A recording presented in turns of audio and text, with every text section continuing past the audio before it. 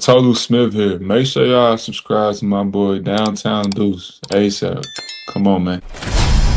Destination restoration. Destination restoration.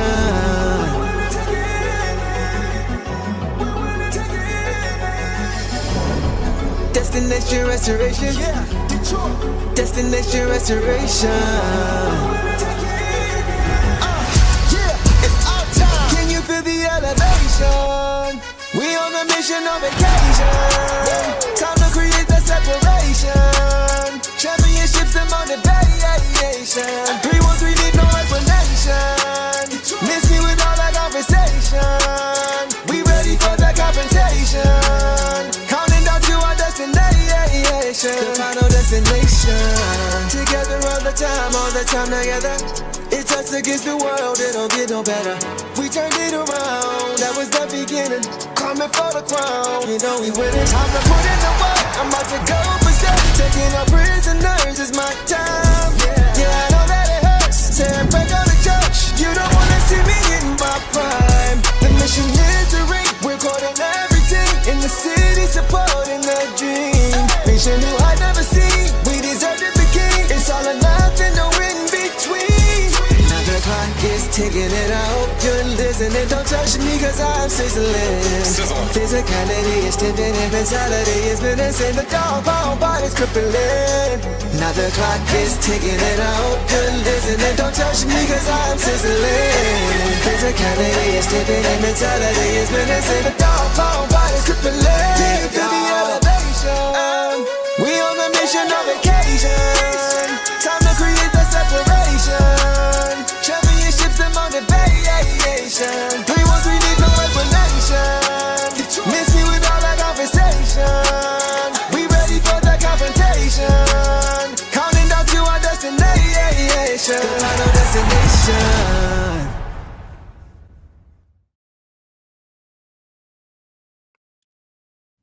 What up, though? Welcome back to another off-season episode of the Deuce and Boss Show. Hope you guys are having a great start to your weekend on this summer Friday night. And guys, we know why you're here. Y'all know why we are here. We got some breaking news around the NBA. But before we get to anything, boss, first of all, how you feeling? I'm feeling good. No complaints. I miss sports. Even though Summer League wasn't true NBA, I miss turning on basketball. WNBA, of course, is on, but it's All-Star Week. So I'm just happy it's Friday. How about you? Man, it's a beautiful day outside. It's like 75 degrees, not a cloud in the sky. So for this crazy temperatures and weather and stuff we've been getting, I can't complain. Yeah. So yeah, feeling good, man. Feeling good. Got a lot to get to. A lot to cover tonight. Chat, you guys know the drill. From your comment, repost, caps lock, super chat, whatever you want to do to get our attention, go ahead and do that, and we'll come back to you. Now, with that out the way, let's go ahead and get to it. I'm sure by now everybody has heard the news. If you are an NBA fan, LeBron James, after nearly a month of back and forth rumors, where he's going to land, when's he going to do it, the decision, all that stuff, he has decided to sign with the Philadelphia 76ers, guys. It is officially official. It was announced today by Shams that LeBron is signing a 2-year, $8 million deal with a player option after that first year. And that is usually what he does, just to give himself a little space and flexibility in case he doesn't like what he sees. I know he said he's going to be with Philly. This is his last stop, but you never know. So giving himself that option after year one is normally what he does. Real quick, for context, referring to his contract, right? $2 million or $8 million over 2 years. Boss, I looked it up. There are 450 NBA players with active roster, like an active roster spot, right? Mm-hmm. Out of those 450, LeBron is the 295th highest paid player. See, which is very unusual for him. He could have signed somewhere else, but he took a pay cut to try to get a ring with Philly. Go ahead. When he was looking for new places, they said that he's not looking for money. He's not looking for a big contract. So it doesn't shock me at all. And I frankly don't care. Like that part of it, I don't care about. Like I've seen a lot of media where they're like, players that are getting paid more than LeBron. Look, he's a veteran. He hasn't won a championship in a while. His last one was the bubble, which doesn't even count as a season. So I don't care. Like that he's only paid $8 million. I was kind of expecting that. And that's just kind of where I'm at in terms of the money.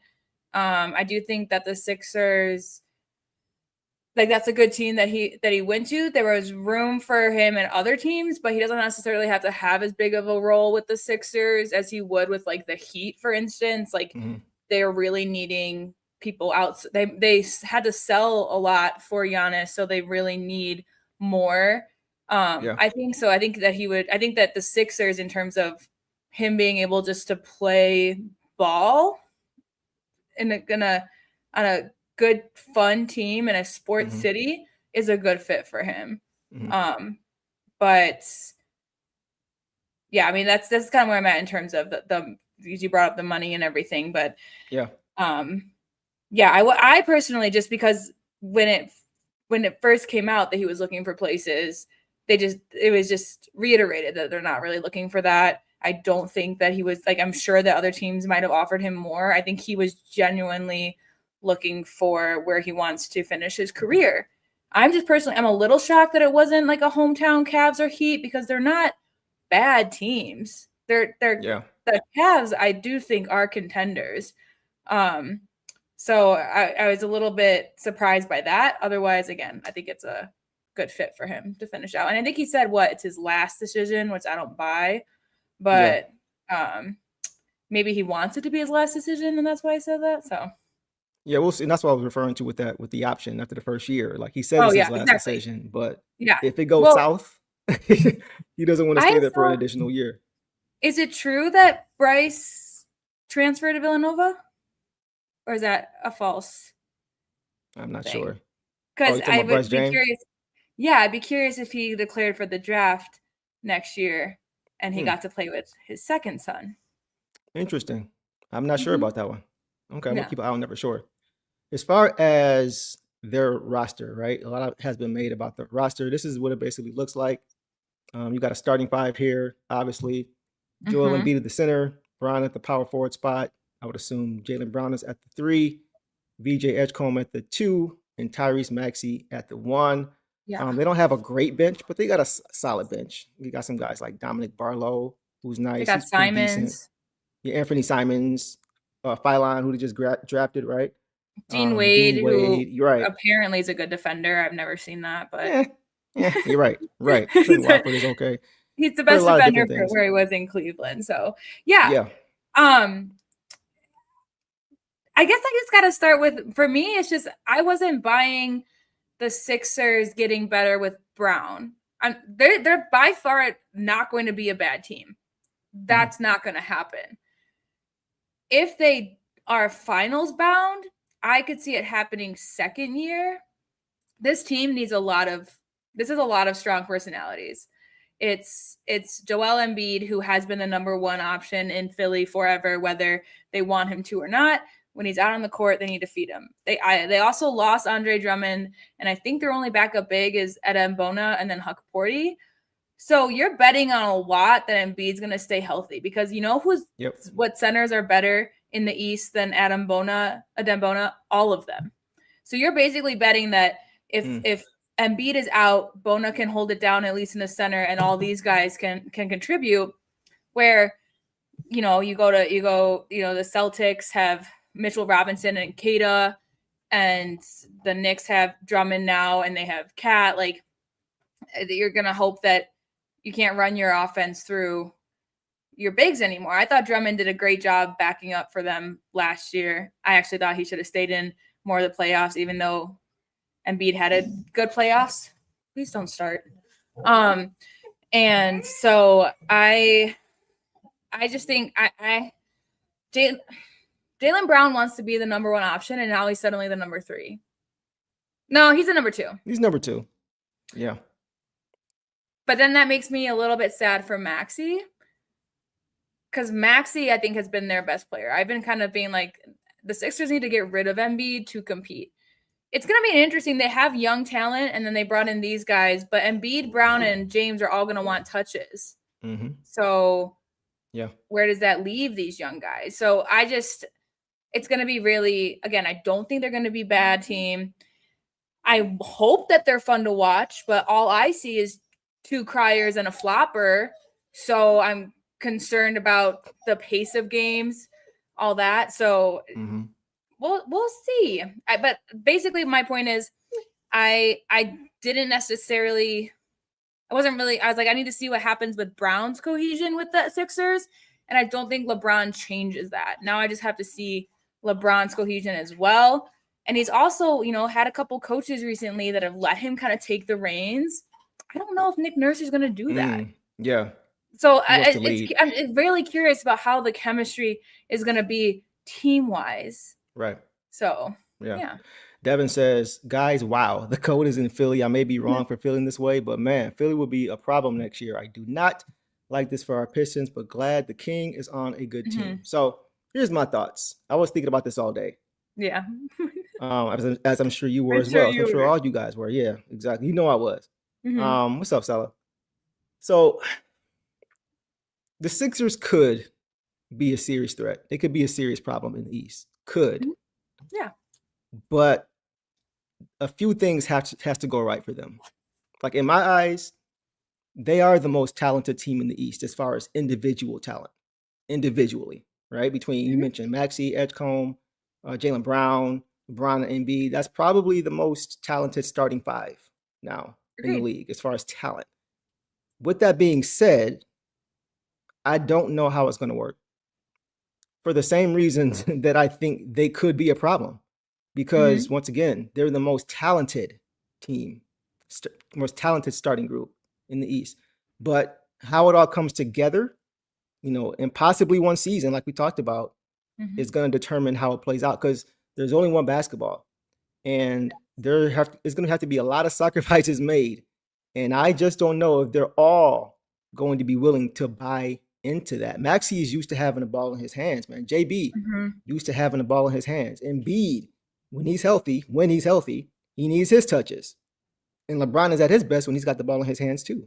Right. So they have to mesh. Exactly, Torchler. That's kind of what I'm getting to, is that Jalen, you mentioned it, Jalen Brown, he wants to be the guy. Wherever he is, he wants to be the guy. Right. And, if things don't go his way, how is that going to affect everybody else? So could this be a Jason Tatum situation all over again with him being in the shadow of LeBron James? I just feel all like over again. So they can come out of the East, but will they win the championship? They can, but talent alone doesn't win championships, bro. Like, look no further than what happened last year in the finals, a month ago, right? The Spurs, we talked about this, boss. The Spurs, they were more talented from top to bottom. They were more talented than the Knicks, but the Knicks had the better team. They had their team fit. Yes. Those guys all knew their roles. Those guys all starred in their roles because they had years of building together. The Spurs didn't have that. They hadn't been through the fire. They didn't have the chemistry. They didn't have the familiarity that you need to go through it. So don't get it twisted.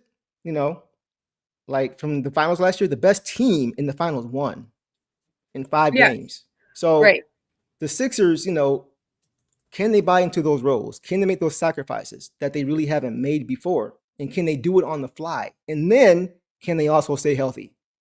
So that's a lot you're asking for. It can happen, but will it in the 2-year window is my question. And that's what it comes down to. Right. And I think, when they're just like, come on, dog, let's not be delusional. Philly about to be a problem. I believe that about Philly 2 years ago. And then health problems. Like you on paper right now.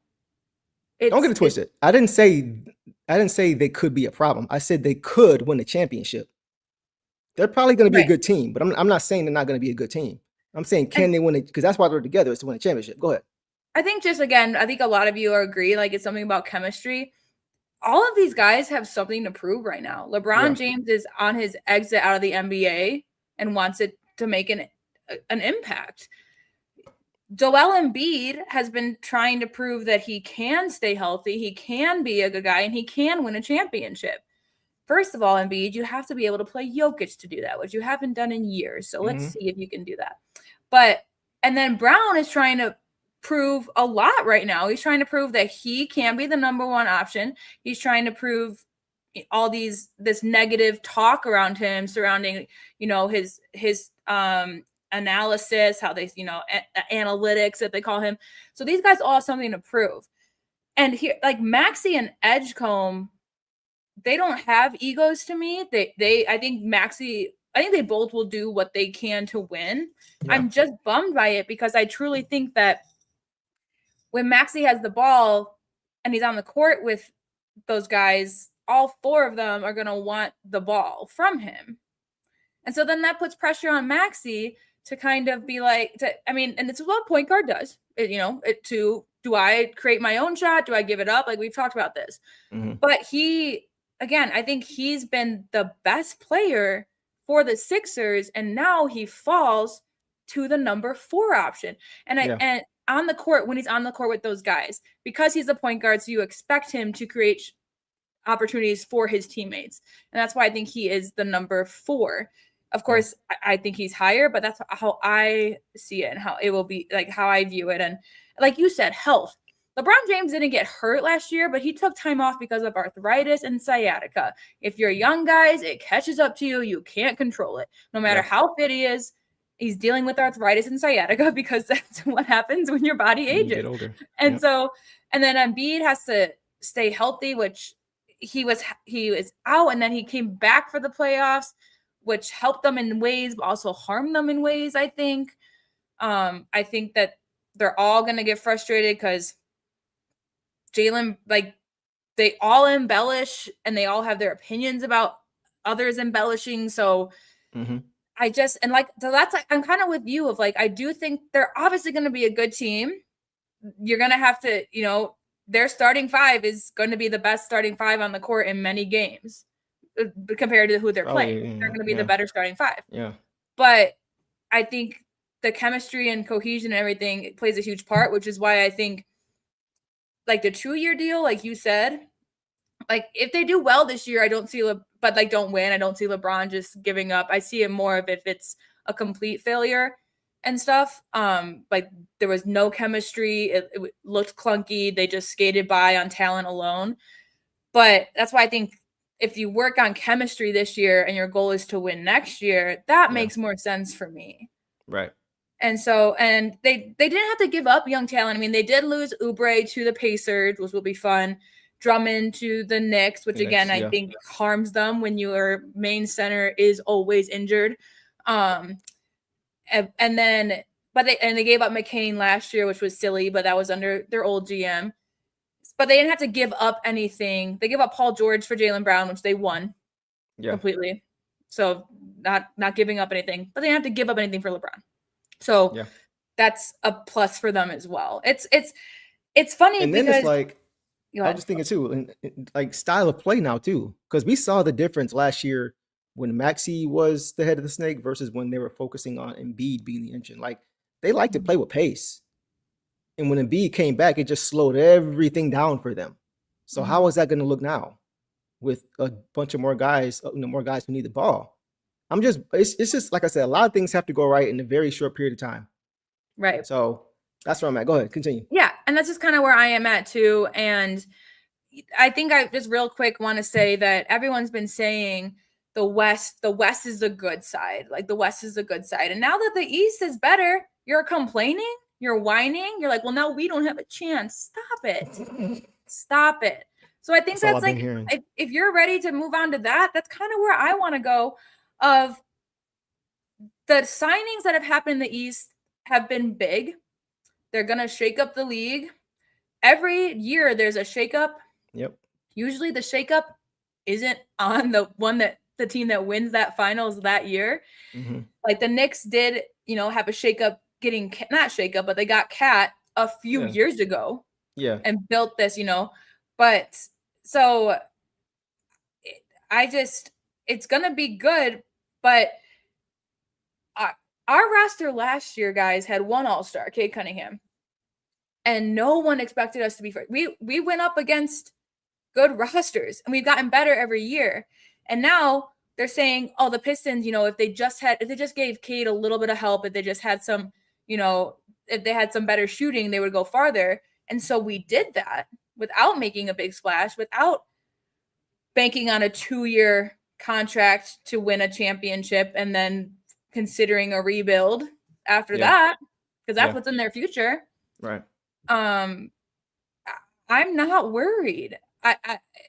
The Pistons have never been, like, even our 04 team was just kind of it was team basketball. That's what D-Buck said. This team reminds me of the Lakers team with Karl Malone and Gary Payton. that the Pistons beat in the finals. Yeah, it's not. That's why I kept saying and reiterating Mhm. talent. They have talent. But are they going to have the best team come June? That's the question. Right. That's the Right. question. And so, and I mean, I agree with some of the comments we'll pull up too. I know you guys want to see more moves. There is still going to be something because we have 16 people. So maybe the move is just a wave. I don't think it is. And maybe, you know, this does shift something in Trajan, but at the same time, it reminds me of JB last year when Tatum came back.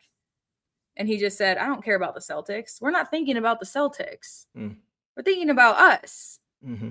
And the media was completely wrong. Yeah. Everyone in the media, all the Celtics are coming for the Pistons #1 spot. Not even close. Yeah, that was the narrative all last year. Not even close. When Tatum come back, it's going to be a wrap for the East. That's all we heard. Right. And yes, did we made it farther than the Celtics in the playoffs? Did we make it to where we wanted to go? No, not necessarily. We made it to where Deuce and I wanted to go, which is at least one round further. Yep.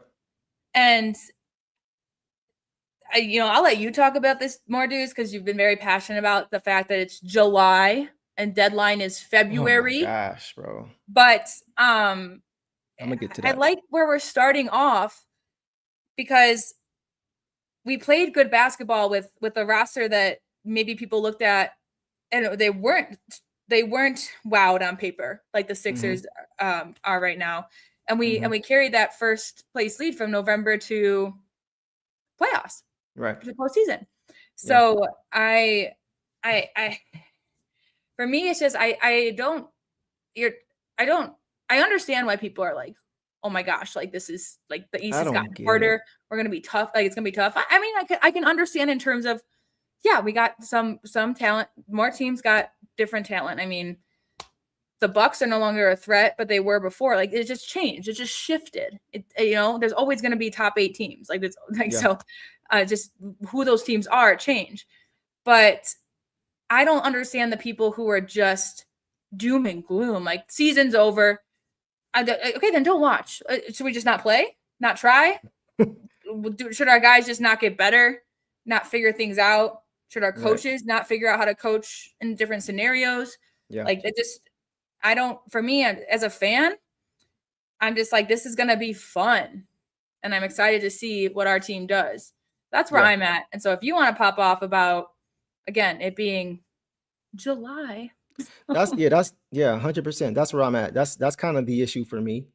And let's just jump around a little bit. We kind of had an outline here, but we get into the conversation. So I think we should just kind of just jump in this. No, we're good. I didn't get the outline, so I'm just kidding. No, it's all good. It's all good. I had one. I didn't put Boss Deuce on always has one. Deuce is so prepared. He's so professional. I'm just here to talk. So whatever. Don't act like you ain't prepared. You be prepared all the time. Somebody said this earlier that the East is going to be a bloodbath, right? One of these teams will miss the playoffs next season. And one of these teams will likely be in the play-in next season, right? I get it. The East is going to be as competitive as it's been across the board in years, right? There is no clear-cut favorite, though, right? And the Pistons, here's the thing. The Pistons wouldn't have been the clear-cut favorite last year if they made a bigger move, like everybody wanted them to do, right? So my question to everybody is, just think about this. When the Pistons were beating the Knicks, right, dog walking the Knicks last year by a combined 84 points over 3 games, right? Did anybody in that moment here think that the Knicks at that point in time were going to win a championship? No, nobody thought that. But that same team at that time was not the same team we saw that beat the Spurs in the playoffs, right? They were peaking at the right time. Did they need luck along the way? Yeah, but every team needs luck. Look at Hallie a year ago. If he doesn't get hurt, how's Game 7 play out? Do the Pacers win? So everybody needs luck along the way. That's just how that's basketball. But that's the key. So is Deuce saying that Trajan should just sit on his hands and it doesn't matter? And if he no, that's not what I'm saying. But like Boss said, it's July. Relax. Last year, everybody was telling me and you, Boss, that the Pistons should have gotten Cade more offensive help. And I understand it.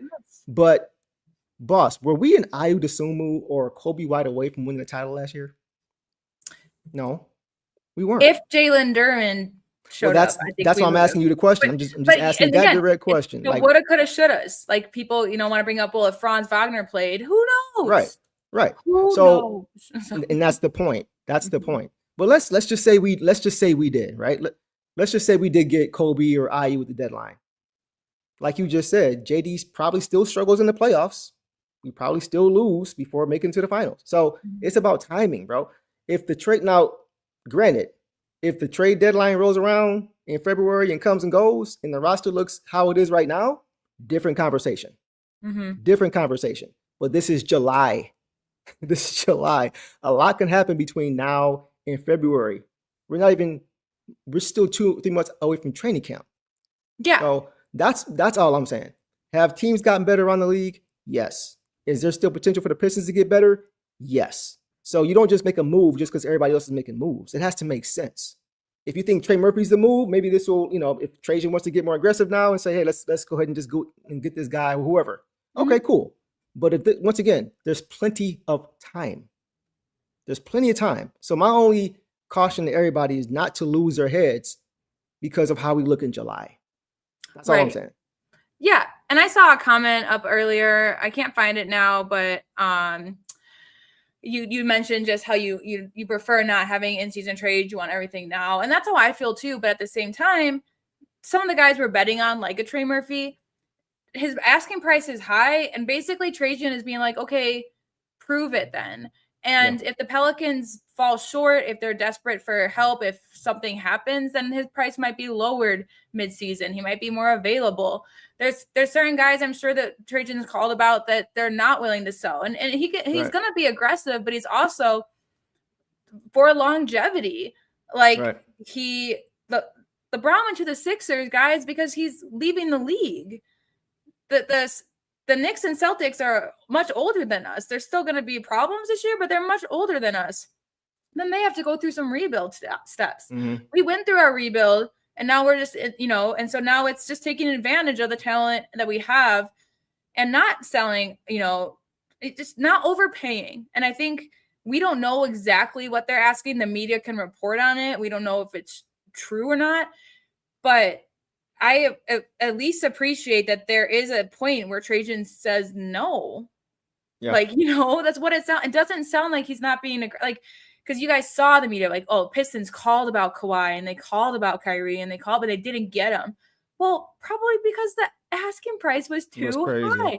I don't want to spend a ridiculous salary on a 38-year-old that has locker room issues everywhere he goes when that could be redirected in other ways. We still are $59 million under cap right now. That also tells me that another move is coming. And of course, re-signing JD, but whether that comes before, I hope it comes before a deadline, because I'm the same way. I want us to work together. I want us to start off strong from the beginning, and that way at deadline we don't have to make something drastic, but it also just gives us wiggle room to be able to afford that at deadline, where a lot of teams might not be able to. So that's just kind of where I'm at with it. And again, I think Devin said, I feel like we got better, but I feel like other teams are getting a lot better. And that's what it looks like. It's what it looks like. We have, like you said, we have training camp. We're months away from something, and the West too is figuring out their stuff. We got guys coming back from injury, Dame, Kyrie. We got, Hallie in the East. It's going to be fun. It's going to be tough. And this was the year, like, it has to be now. It has to be now because Hallie's out and Tatum's out. And the Knicks won in the has to be now stage. I want to win we had to gut through it stage. And they did too. Like they've been eliminated the last few years before getting to the finals. They lost to the Heat a couple years ago. So it's like, so it's just all part of the growing. That's what we're trying to get to as far as our steps, as far as our growth. So let's get to a few comments, boss. We'll keep going. Pierce says, if we believe Cade is a top 5 or even top 10 player in the league, why do we think we drop off so much? And then he said, we've seen what Cade did with only one legit 3-point threat on the floor. That's very true. Duncan Robinson was the only legit 3-point threat, and we saw Cade average almost 10 assists. Right. So what's he going to do now with more shooting? Right. So just keeping things in perspective, I think, is very important right now. JJ4 says, LeBron won in the second year in the teams he signed with. Year 2 in Miami, year 2 in return to Cleveland, year 2 in LA, and year 2 in his final year in Philly.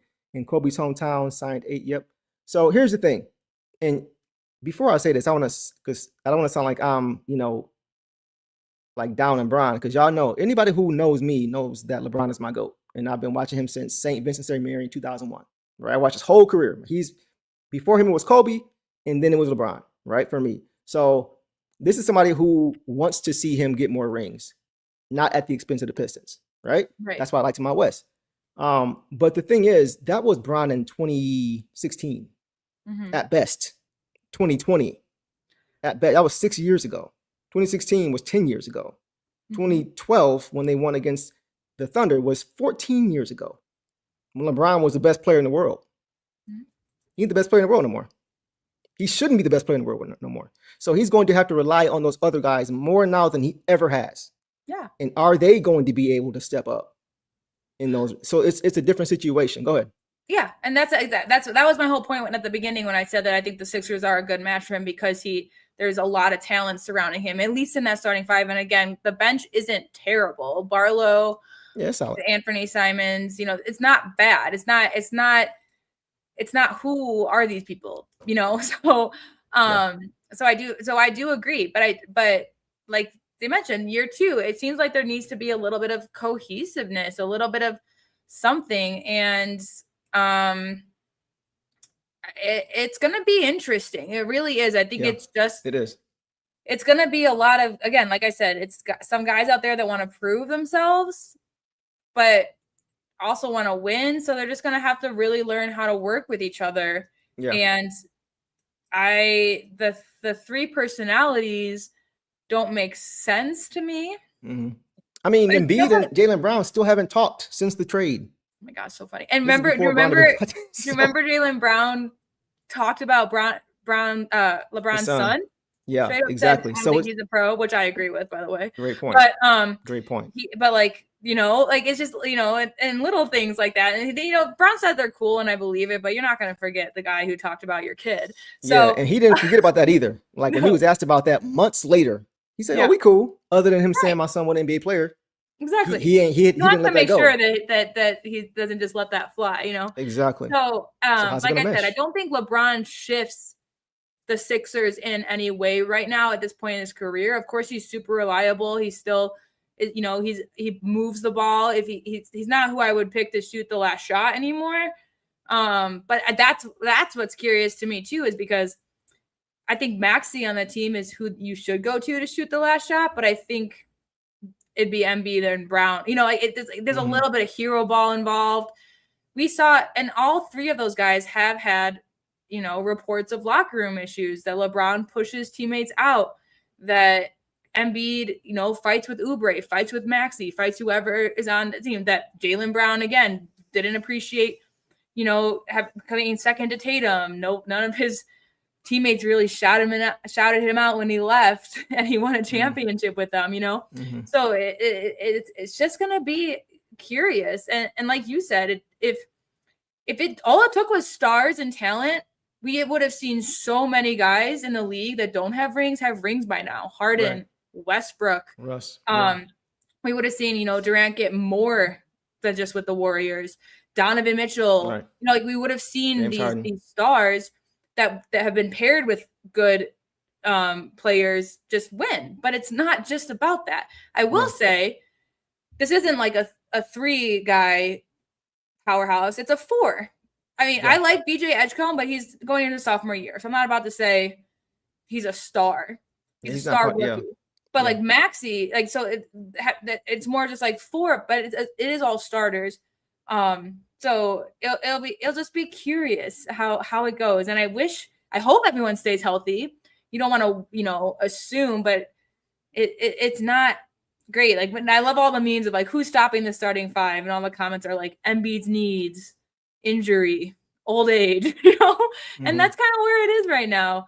That, and then I think chemistry. So I think it's just, it looks like a lot on paper, but I've said that before about a lot of teams. Yeah. And like the Houston Rockets to me seemed so good, and I've watched them crumble under personal issues. So I've watched them beat the Nuggets in overtime, and I've watched them be destroyed by the Nuggets by 30 points, and they're all yelling at each other on the bench. There's so many on paper things. And like you brought up that graphic. To me, I have yet to see Trey or AD, so that one's hard. But you look at this graphic, and there's a lot. Like there's some new. I think basically, I would say the people with.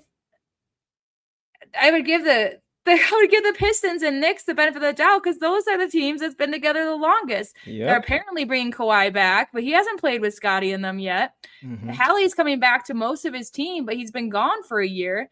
So I would put him up there. Harden and Donovan Mitchell, I just don't think you can win with Harden. I'm sorry. No, you can't, especially at this stage. But that's a great point, too. All the teams that thought they were going to get LeBron, how do they look now? How does Miami look now? How do the Cavs look now? Mathurin. I think they go for Mathurin. But it just shows like those are supposed to be the teams that were going to be challenging for championships. LeBron didn't go there. He didn't go there. So now what does Miami do? What does the Cavs do? So it's just like we just don't know. We can't jump to these conclusions. Have to just run it back, and they didn't make the finals either. They got swept. Swept. Yeah. I knew they had no shot against the Knicks going into that series. No shot. Yeah. But just like I said, they're going to be a problem. They're going to be a very good team. Can they make it through a regular season? Regular season? Can they make it through an 82-game season? We don't know. Yeah. Can they? Is it going to work? Is it going to mesh? We don't know. Go ahead. I want to address this real quick from Kevin. Guys, LeBron, the missing piece for them, the only player that everyone will listen to. That's what he is. Pass first, shoot second. But I disagree with the everyone will listen to. I have with who he's on the team with a guy like Embiid, I disagree with this one too. Teammates screaming at him, to listen to them. With Jalen Brown trying to prove something, those are two players that I disagree will just let LeBron take the reins. And then he says, reminds me of the KD trade when he was with it. To me, that's totally different. Because outside of LeBron, who in that Philly team was winning a championship? You see what I'm saying? KD went to a championship team the year after they set the record for most games in the regular season. Totally different situation. It's a totally different situation to me. He went there and fit into a championship system. Did Kevin Durant? Brown has one. That's true. Yeah. Okay. So outside of him, and he's also new. KD was going to a team that was already intact and had been to the finals in back-to-back years. These guys are just coming together. So, and it's 4 or 5 guys who haven't played together before in your starting group. So to me, it's not the same thing. But once again, talent-wise, maybe. But when it comes to all the intangibles, when it comes to the team schematic and just having the buy-in and the familiarity, two different things. And two totally different things. And Jalen Brown has stayed healthy throughout his career. Maxey has stayed healthy. But again, like LeBron's had to just take time off for management on his body. Embiid is the opposite of healthy. And so there's issues there. Because like I was excited. Everyone wanted to see LeBron and Luka, and we barely saw that because of injury to Luka. Right. And you just can't predict things. Like I thought the Lakers were gonna be a nightmare. And now that time's already over. Like, and so would LeBron have stayed with the Lakers if Luka was healthy and they vibed? Like, it's all these, what ifs and stuff. And I saw a reel earlier today of a Sixers fan. This is kind of how I feel because I'm not on the LeBron hype train. I will always give him credit for his talent. I'm just like, I think it's just diva-ish and drama at this point.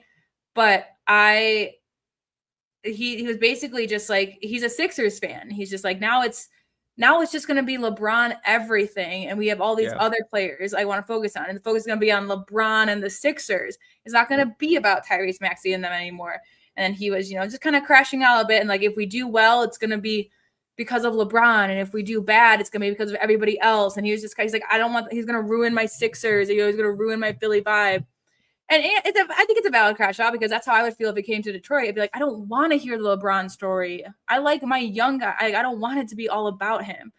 And again, people were like, hey, dude, like you have the greatest people, you know, a lot of people say he's the GOAT on your team. You should be excited, but it's little things like that too that are just going to affect these people. And here you are, Jalen Brown was just complaining about Tatum outshining him. Right. Now it's gonna. That's why I said it's gonna be Tatum all over again. All over again. You think I'm just saying, I'm not saying they're not going to. I'm just saying I'm not ruling out the red carpet, saying, Exactly. oh, the East is cooked. Oh, it's over. Oh, they got too much. No, bro. That's not how basketball works. I'm not saying that everyone's wrong and it's not going to work out. I'm just saying you can't just give up in the East. You can't just be like, oh, it's over because LeBron is on the Sixers. No one should. No. Yeah. So it'll be really curious to see where they fall. And if they are first in the East, we were first in the East and we didn't make it past round 2. Like you just don't know. And I'm excited for this off season so far. I think that there's a lot of teams that still have to make moves. Like, I don't know. Like, you think that Draymond's going to be a lifer with the Warriors, but I think he might be ready to move on. There's a lot more moves to be done, and a lot of moves are made already that next year is just going to be so exciting. And again, like we improved on the areas we need to improve on without giving up areas. Like, we didn't just bring in offense only. We brought in 2 ways with more offensive emphasis. And yeah, again, are they big name splashy? No, but we didn't have the big name splashy last year either. And I'm glad that we're not selling all this young talent and picks for maybe to go compete against the Sixers, who we don't even know how they look like yet. They just look on paper.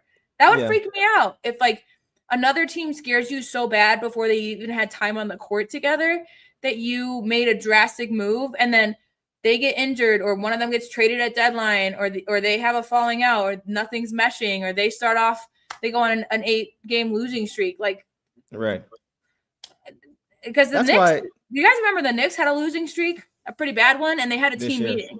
Yeah, this year. They had a team meeting and they worked together as a team. So that could happen too. But nobody else was like freaking, like that freaking out. And again, I think that Trajan has executed what he's wanted so far. I think that he wants more, but he's also just not going to just give it away. He's not going to come off as desperate to people. He's not going to say, fine, take 3 first-round picks for a guy who has no accolades, even though we want him. No. Let's put ourselves on the same timeline as everybody else and close our window to what theirs is. Absolutely. Because they're making moves. Like getting a KD, you closing your window, bro. And you're just banking and hoping he stays. He's 38. So just certain moves, like Sally, it has to make sense. It has to make sense.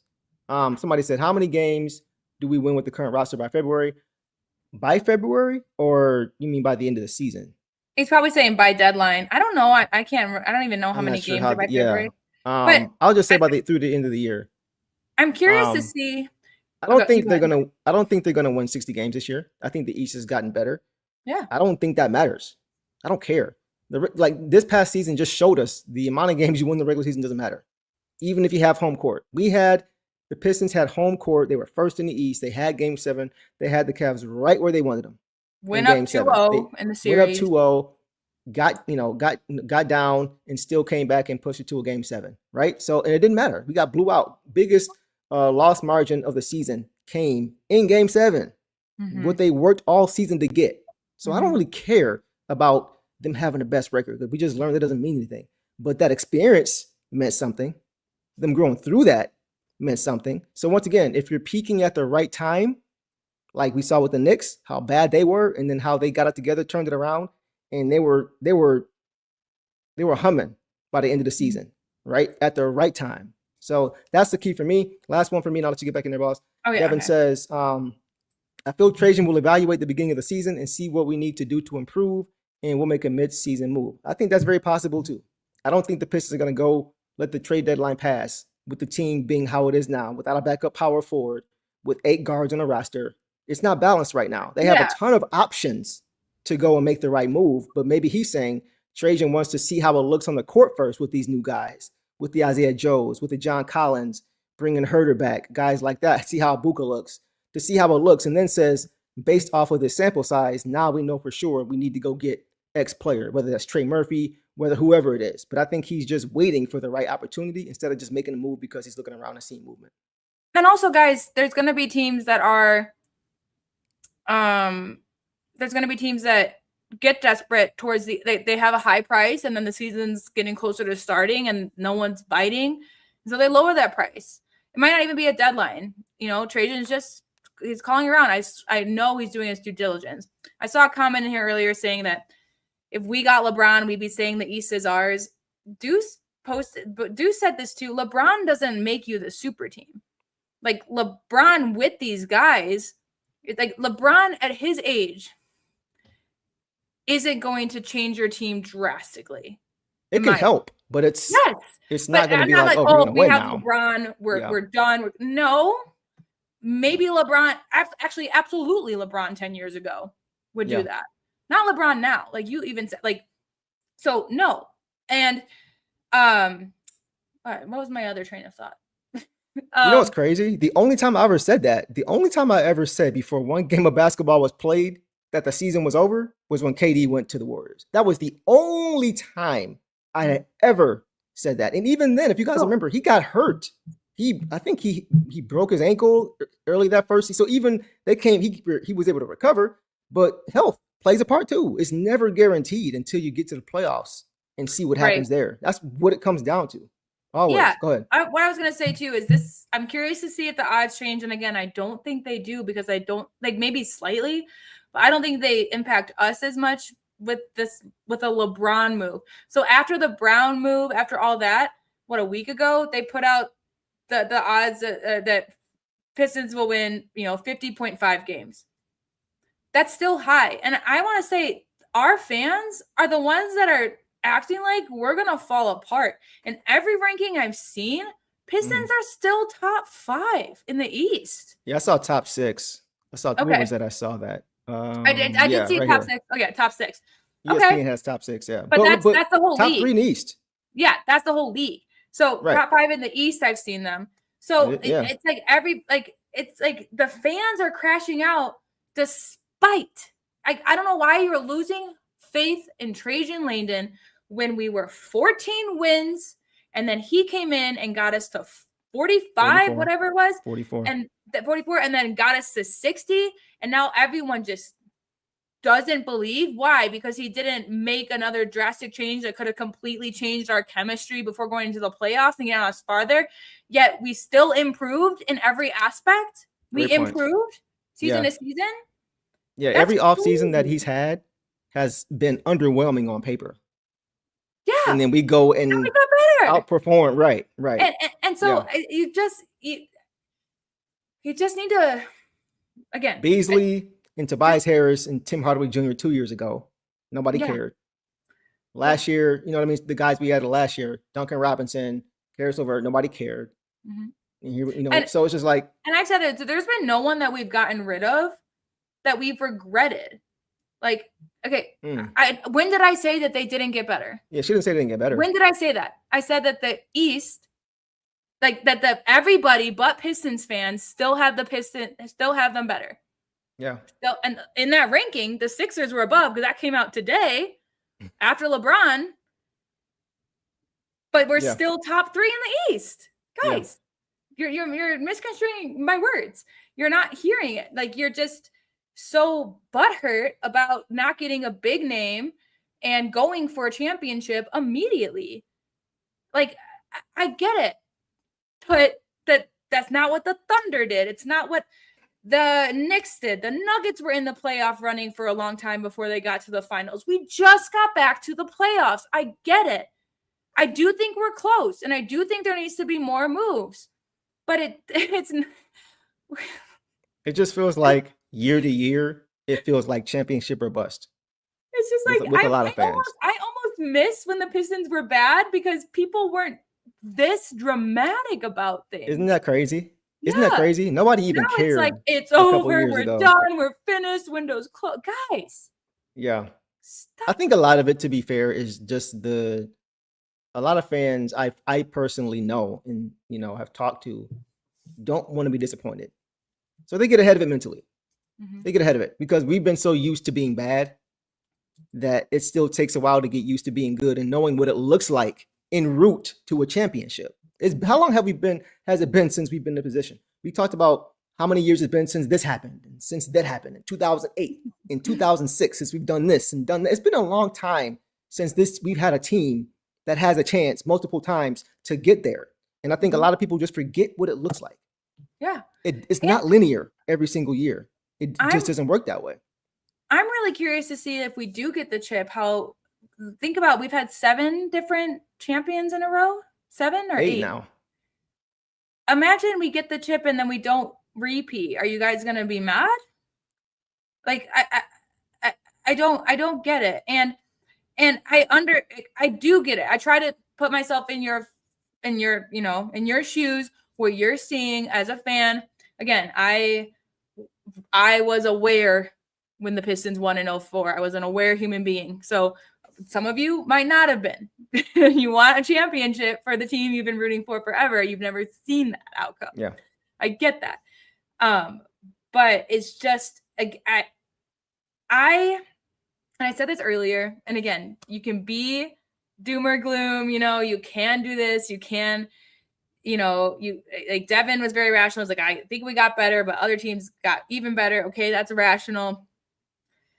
This is your team. Why are you just pooping on them? It's like I That's said, so I think it's just people trying to protect their heart, man. Yeah. They're trying to protect their heart. But it's just strange to me. Let's get some super chats, boss. Yeah. Go ahead, finish. No, I was just gonna say that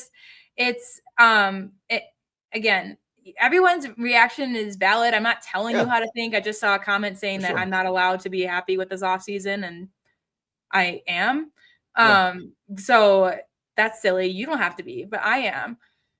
But it's just, I again, not trying to invalidate, think what you want to think, but at the same time, what good is the give it up, it's over, we're not going to be good, Trajan sucks, our whole team sucks, we suck, get rid of everybody, trade this person, we needed this person, trade, like, what good is that for just your fandom with this team? This is better to be in trash, ain't it? Well said, Derek.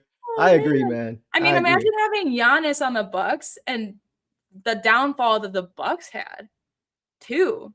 That sucks. Sucks. I agree. All right. Fit with JT says people overlook the pass LeBron is. I don't believe he'll be worried about touches because when he touches the ball, good things happen. I agree with that. It's just we have to see it. That's all I'm saying. Like I said before, I think they're going to be a problem. They're going to be a factor for sure. Yes. But we're just not going to, just say it's over and roll out the carpet for them and say they're going to win a championship. No, I'm just not. Yeah. You won't get me to do that. I'm just not going to do that. Yeah. And I just really want to say too, I think that his passing hasn't had a fall off. Like I think he's still incredible, for sure, playmaker. He's still great. Like that's where he decides. But then Jalen Brown goes one-on-one too much. He keeps the ball in his hands too much. Then when does Maxey touch the ball if we're relying on Bron?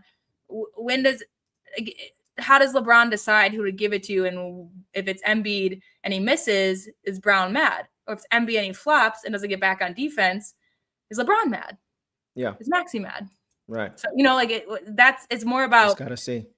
Yeah. How they play as a team, how they figure out to get over that. And again, I don't think that happens this year. I think they're going to be good. They're going to be in the playoffs, truly. Yeah. I agree. But next year, it's the year that interests me the most with this move. Appreciate you, MB Well, for the jewels. Appreciate that. Appreciate you as always. Appreciate all you guys, man. Good conversation. Yes. Boss, let's pivot a little bit. We talked about it a little bit. We just put a poll up there. I want to ask you guys, we're going to throw this graphic back up here too. Where do you guys think the Pistons will fall in the East this season? Where do you rank the Pistons in the East? And that's the poll. I have first, second, third, or fourth. Boss, what do you think the chat thinks as far as where the Pistons will fall, maybe in the standings or just where they think they should be ranked? Chat thinks that we're in right now. Chat thinks that we're falling to play in for some reason. We were above the Knicks, and if we are as competitive against the Knicks as we have been, again, not meeting them in the playoffs was a bummer. But we did kick their butts in the regular season. Not saying that means anything because the Knicks won, but I'm just saying we didn't get to match up against that. It's going to be a lot of tough teams, but there's a lot of new. I always think that new needs time. It needs at least a year. I say Pistons. Gosh, who would end up in front of us? There's some good teams out there, man. I know. I'm just thinking there were good teams. But the good teams last year too, we still were ahead of because we got ahead early and we just kept that lead. That was a huge factor. Yeah. Saying fourth, third. Yeah, I think I would about the Hawks or the Hornets. Okay. I'll go third, but I really honestly couldn't tell you the two ahead of us. So I could see us in 1, 2, 3. Yeah, that's kind of where I have us too. And that's on that list that you had. That's where we're ranked is third in the East, 6th overall, third in the East.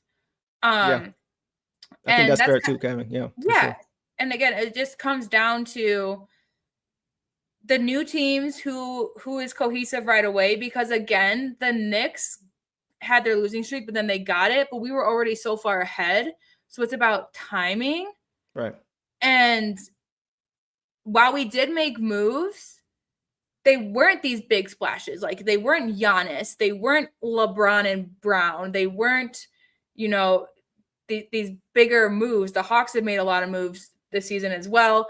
The Wizards have made moves in the season last, but no one could do anything because AD was injured, Trey was injured. They have a really fun young team. So while we also have new, it's not as impactful. It's not our big three. Yeah. It's role players around those three, while other teams are bringing in their new big threes. And the new big threes take time. So it depends how the season starts. And I think we have a little bit of I think we have an advantage for keeping a lot of the same people together right now. That's a good point. Yeah. When you add new guys to new teams, they often start out the gate slow. They come out the gate very slow. Right. So the Pistons, they started fast last year. After game 9, they took over first place and never let it go. Yeah. From game 9.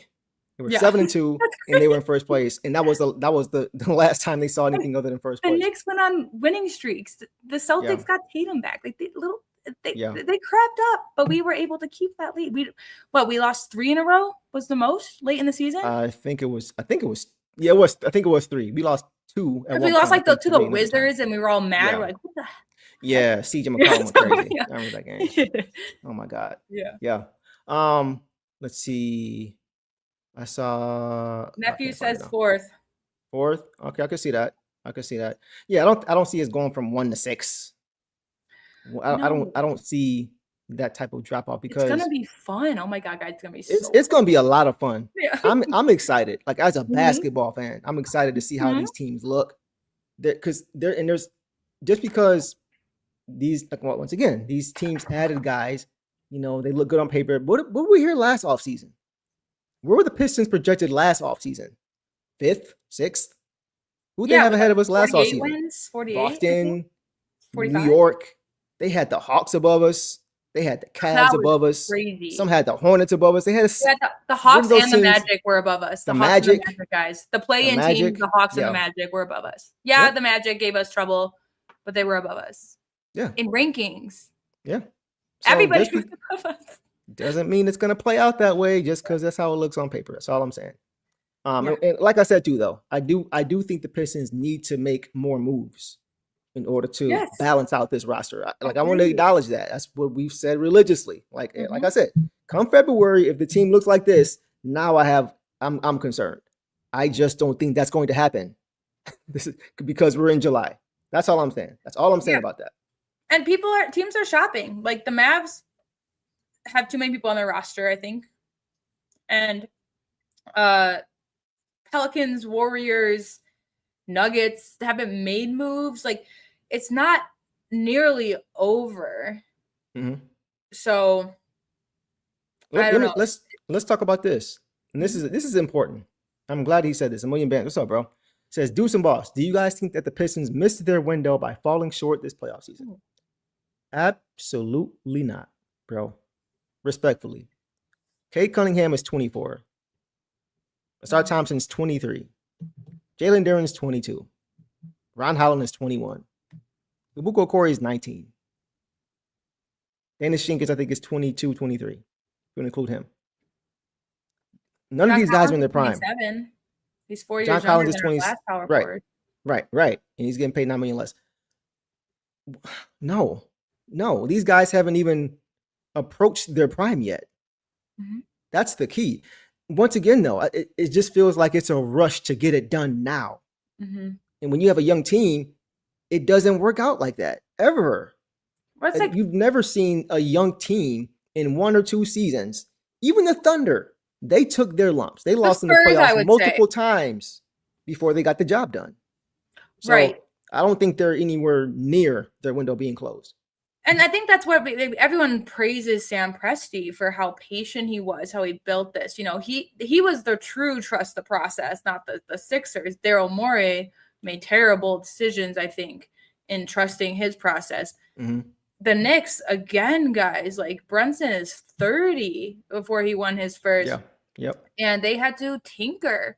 And they made the Cat move after a few years with stuff. And then it took a few years with Cat.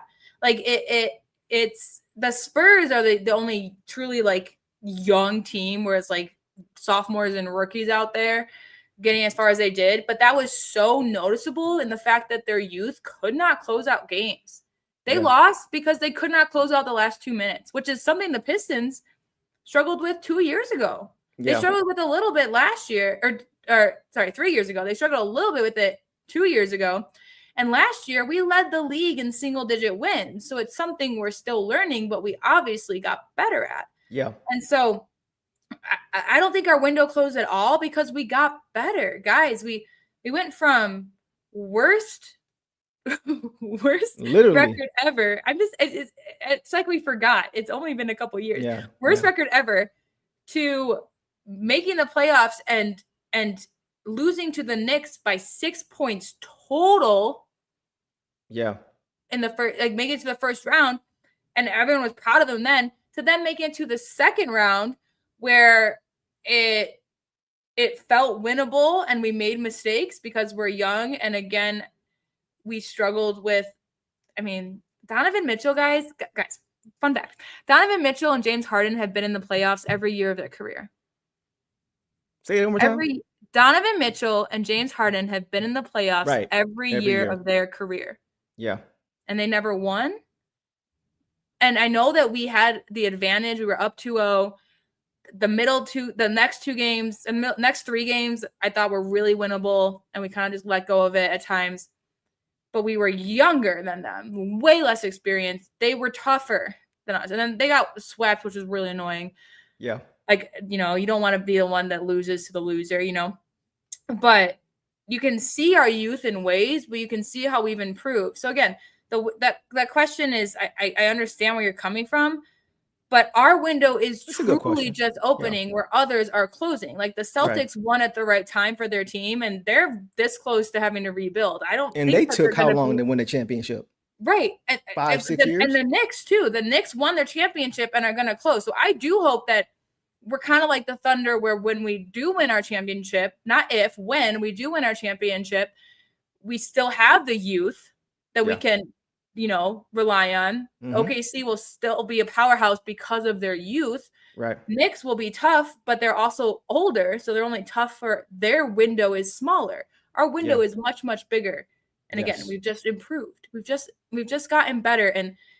And all of us have said, we should have won this. It could have been that. Like, you're kind of on the, and that's a good thing to be like, instead of being, we were way out of our element, we were ill prepared. No, it was more like we should have, like, these little things would have made us advance. Right. So those little things need to be fixed. And we've already fixed some of them, in my honest opinion. I like this coming from Mike. Pacers were pretty young 2 years ago, but added Siakam as far as what teams were able to have a quick turnaround. Here's the thing. We need our Siakam type of impact player. That's all that's missing. Mm-hmm. That's what I'm hoping gets done before the trade deadline. Mm-hmm. I don't think this team is not complete, guys. This Pistons squad is not complete. This Pistons team has constructed, might get maybe second round. I would say that would be what I would say. I would be happy if this team, as constructed, got to the conference finals. As constructed, I'll be ecstatic. But that's how they're built right now. Siakam was the perfect fit for that Pacers team. Perfect. He was a perfect fit for them. So we need our guy who's going to be that perfect fit, not just talent, but who fits the timeline, who fits the system. Not a guy just because he's talented. If he's 38 years old, that's a perfect fit? No. So I think Trajan is waiting for his Siakam. That's what I personally think. And I know you guys could think of some players right now, they're just like, oh, this is who it should be. But kind of got effed with these crazy contracts years ago. It's starting to bite teams in the butt because they can't sell. Like I'm thinking of the Nuggets, for instance, just because I know them a lot. They want to make changes, but they're paying the guy they want to trade is getting paid $50 million a year. Gordon. And so they paid him for a few years thinking that he'd be a franchise guy, but now they're like, oh, we need to change now. But they can't do anything. They're kind of stuck because no other team wants to do that because they have young talent. There's so much young talent right now. Yeah. It would be so hard. I mean, it'd be hard for teams to get rid of them. Like I think if Morey was gone, this wouldn't have happened. But like Jared McCain, so dumb of the Sixers to get rid of him. Silly. Yeah, that hurt them. Silly Billy. Yeah. So it's like you don't want to be that team that gets rid of your young guy, which luckily we haven't been. We haven't been that team that's traded away someone and they've gone on and thrived because I think that despite past or present GMs, they have an eye for talent and they know who they want to keep. So I think that the contract stuff is starting to come back and bite everybody. And I think it's a cycle. I think that soon contracts will make more sense. Only the superstars will get paid the most. I truly think that will happen. Maybe not immediately, but soon. But Trajan, like I said, there's no doubt in my mind that he has a plan because it was proven to me last year when Beasley was, arrested, on the day or charged on the day that he was supposed to be signed. Yeah. Maybe Trajan had a little bit of knowledge of that happening beforehand, but maybe not. But his backup plan was immediate. And he brought in a sharpshooter in Duncan Robinson immediately before anyone could go scoop him. So that just tells me that he does think about, he has plans. I think he has plan A, B, C, D. And each of those plans come with a certain limit of what he would give up and what he would pay. Yeah. And again, a lot of these guys, because you just even with that graphic of all the good teams, those guys, if they're not where they want to be, either they're going to be trying to sell people, and we have lots of time to figure that out. And of course, I want to get it done before season, but season's in October, late October. So even from now to October, prices could drop. Yeah, teams' visits could change. Yeah, absolutely. We've seen that a ton of times. We've seen it a ton of times, boss. Go ahead. Yeah, he got hurt preseason, and they didn't really have the assets or money to bring in help, so they had to rely on Reed Shepherd. Yeah. I'm not saying that I want anyone to get hurt on our team, but another team could face that too, and then they need to shift, and they're like, oh, suddenly we do have to sell this person because we need to bring in this guy. Things can happen. So I want the dopamine rush too, guys. I want as soon as LeBron got signed, I was like, here it comes. Mathurin, DeMar DeRozan, all these people, like the teams are waiting on LeBron's decision. Like, here it comes. Here comes the contract. There was nothing. And I want that too. I want there to be movement, but there might just be steady movement until October at least. And then season starts and then there's steady movement. But there's really actually no movement usually until deadline. So absolutely. Yeah. William says, I feel like this upcoming season is a race to see who can create the most chemistry in That's what I was saying. The Pistons already have that advantage. Yep. Me and you, Will knows ball, bro. Yes. Will knows ball. Will's actually exactly what I was saying. Brother from another. Yeah, I totally agree with this. I see something happening before the trade deadline. That's where I'm at. I feel like if we get that guy before February, everybody's going to forget about this. Nobody's going to care because we're going to be the team we want to be. It's just, and I'm not saying it's going to happen. I'm not saying for sure it's going to happen. I think it will. I can't read, but I don't know what's going to happen in the future. but I'm also not going to definitively say we're done because it's No, July, it's so man. silly. It's July, bro. So A lot can silly. happen. So, Will, But I agree with you there, bro. this is funny. Wait, we're bragging about improving like everyone else didn't either. Do you want us to just give up? Like, do you want us to say, sorry, Pistons, you tried. Better luck next season. Let's just get through this one. Oh, we improved and other teams improved. The NBA got better. You kidding? The NBA got more fun, more interesting. Basketball is going to be different this year and exciting. Oh no! Come on, guys, stop it. We can leave that there, man. I personally think they'll be a top 4 team. I think they'll have home court. Same. Come playoff time. Yep. Not that means everything because we saw what happened when we first placed last year, right? But I think they'll be able to learn from that. And once again, I'm just going to wait and see. I'm not saying it's going to happen. I'm not saying it's not going to happen. But I'm not going to say the Pistons season is over based off what everybody else did. No. I'm just not going to do that. That's not how you build your team out. That's not how you build your team out. And again, the Sixers were a team that I've been worried about for years, and they made their most. The farthest they've gotten was last year. It was exciting, but a lot of that was Maxey, and some of their outline and BJ Edgecombe, to be honest, and that dynamic changes. Like William said, like, and I said earlier, like, it's just gonna have to come with who develops chemistry first. And again, we already have our main guys. I know we haven't signed JD, but we can talk about that too. Sure he's gonna. I wanted to get to that too. We can kind of segue there, because you actually pointed this out to me earlier, boss. There was a report that came out, guys, about JD, and I just want to clear this up for everybody because there was a lot of discourse about it. So earlier today, it was reported from Kelly Iko. It says Jalen Duren reportedly wants a 5-year, $287 million max contract from the Pistons, per Kelly Iko. Quote, Duren wants the max, 5 years, $287 million. He is 22 years old, was a critical piece of the Pistons team that shocked the world en route to 60 wins and finished 3rd team All-NBA. And everybody went crazy, thinking he hasn't budged. He's still, how could JD say this? He disappeared in the play. All this discourse, right? We were all Everybody shocked. was upset with JD. You sent that to me, and I was like, this is insane. There's no way he wants to get paid more than Wemby, more than Wembenyama. And then you sent this to me, though. Yep.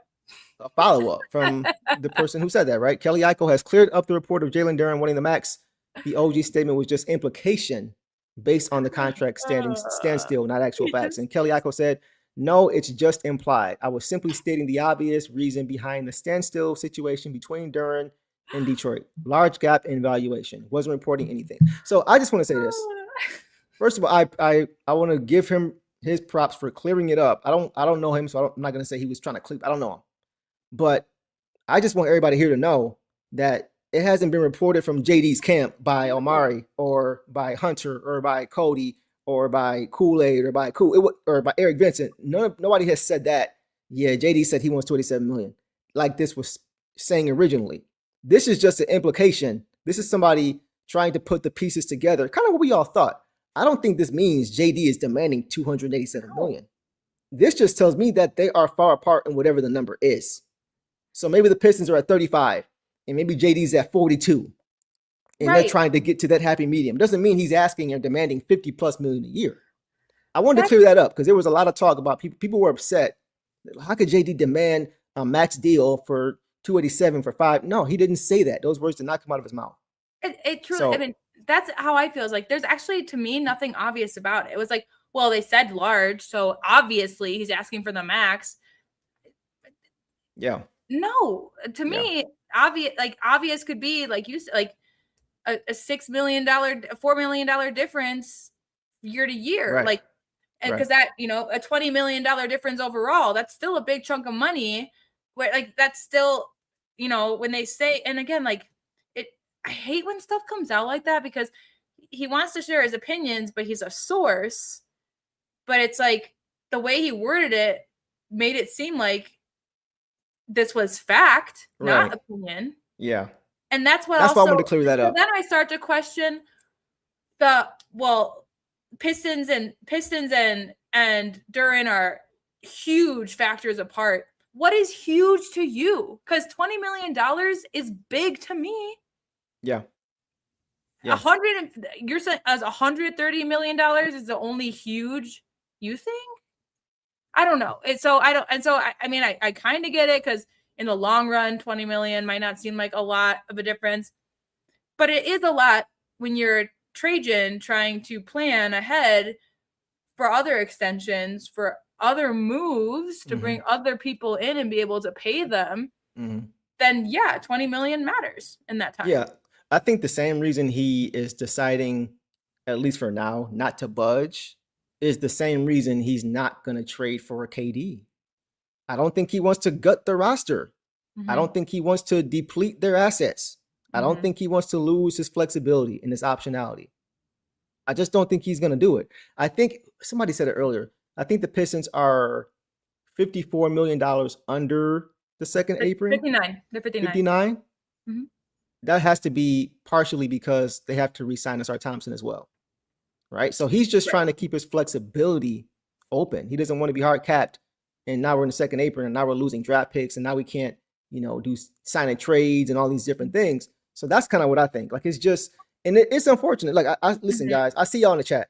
Like, I have concerns for JD when it comes to, because it's like, I don't want it to be a situation to where they do finally agree and fans are just over him. Yeah. That's what I don't want for him. I don't want him to return to a situation to where it's like the fans are starting to turn on him.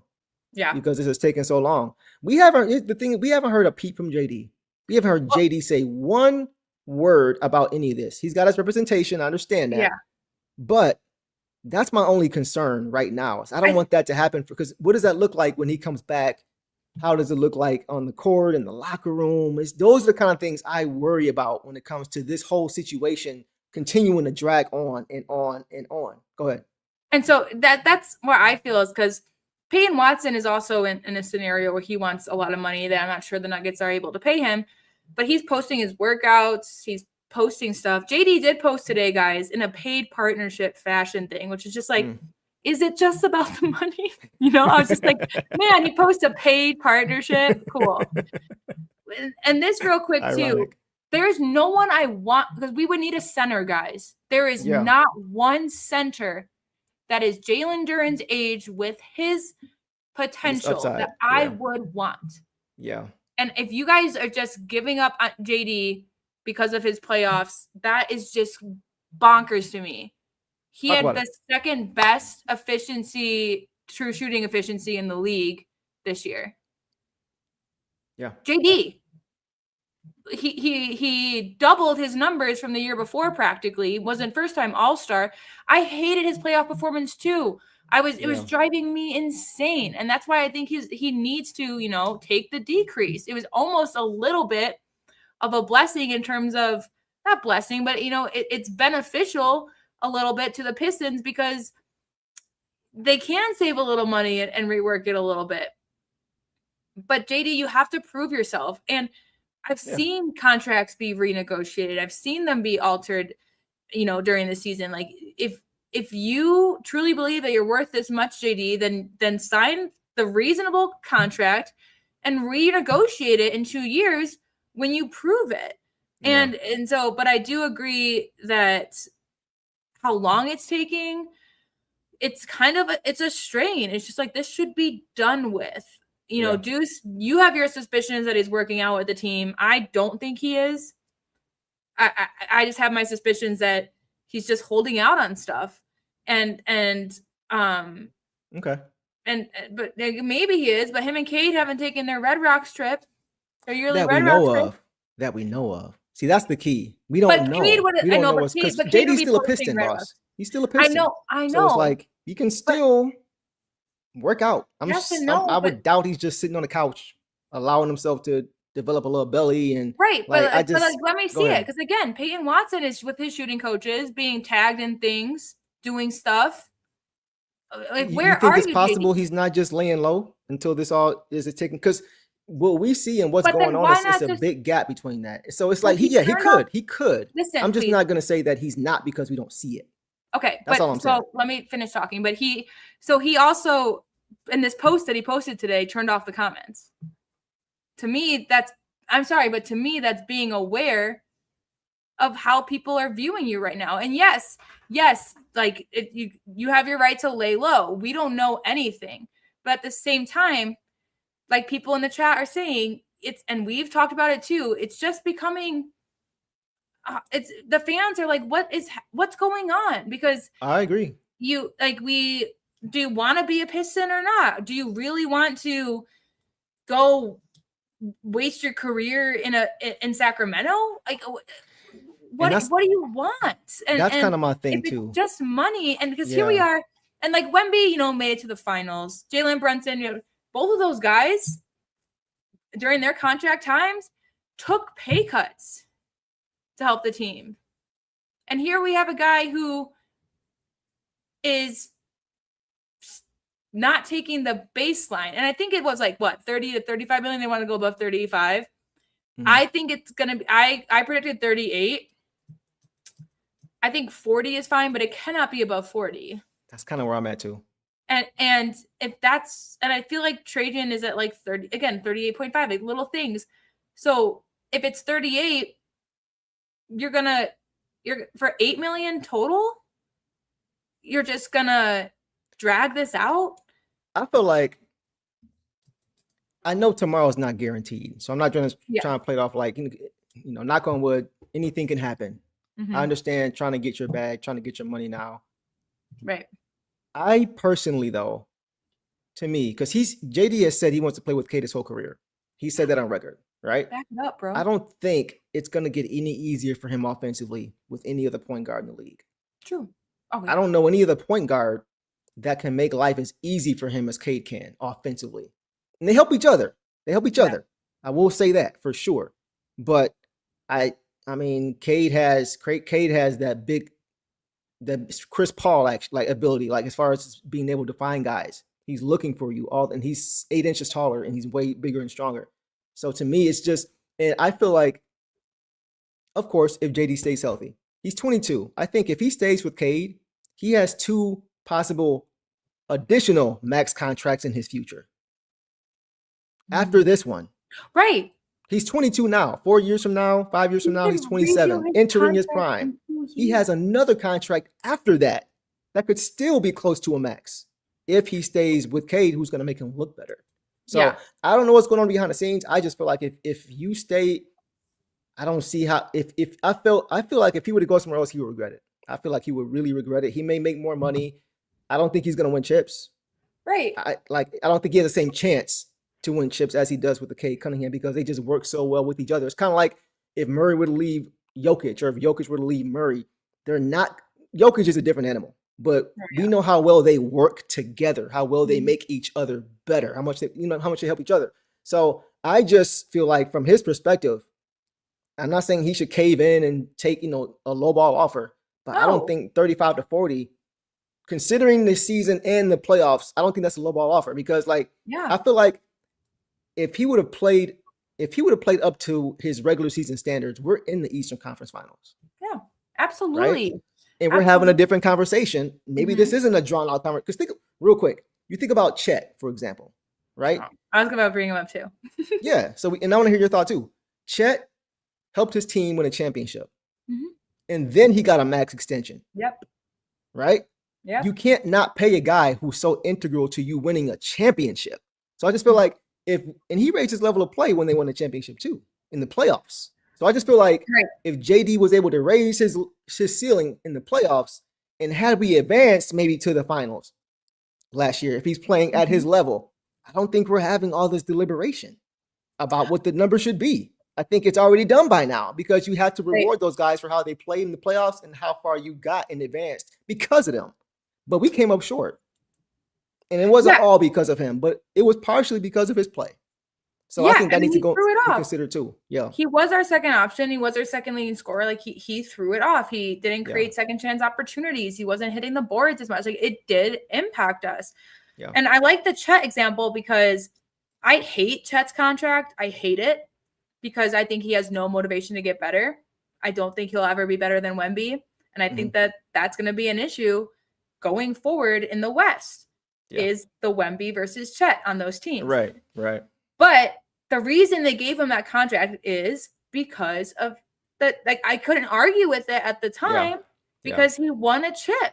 Yeah. And he was helpful in that. And he was ranked as a top defender. And he was the third option behind J-Dub. Like he was there. And he just completely fell off this year, but in the playoffs, because he was, again, I think that his contract gave him no motivation to improve. And I can't give him, because he won a championship, he got paid. What else does he want to do with his career, kind of thing? Right. You would hope that he wants to improve and win more, but we'll see. Maybe I'm just not seeing a improvement only because he's been met with forces like Wemby this year, and maybe next year he'll look different, even though he really has to hit the gym. Chet, you have not gained a pound this offseason. They went and got Mara from Michigan stronger, in the draft. bro. I think you got smaller. I think he got skinnier. Yeah. That he's sweating it out in this heat. But that's one thing with JD we ain't got to worry about for sure.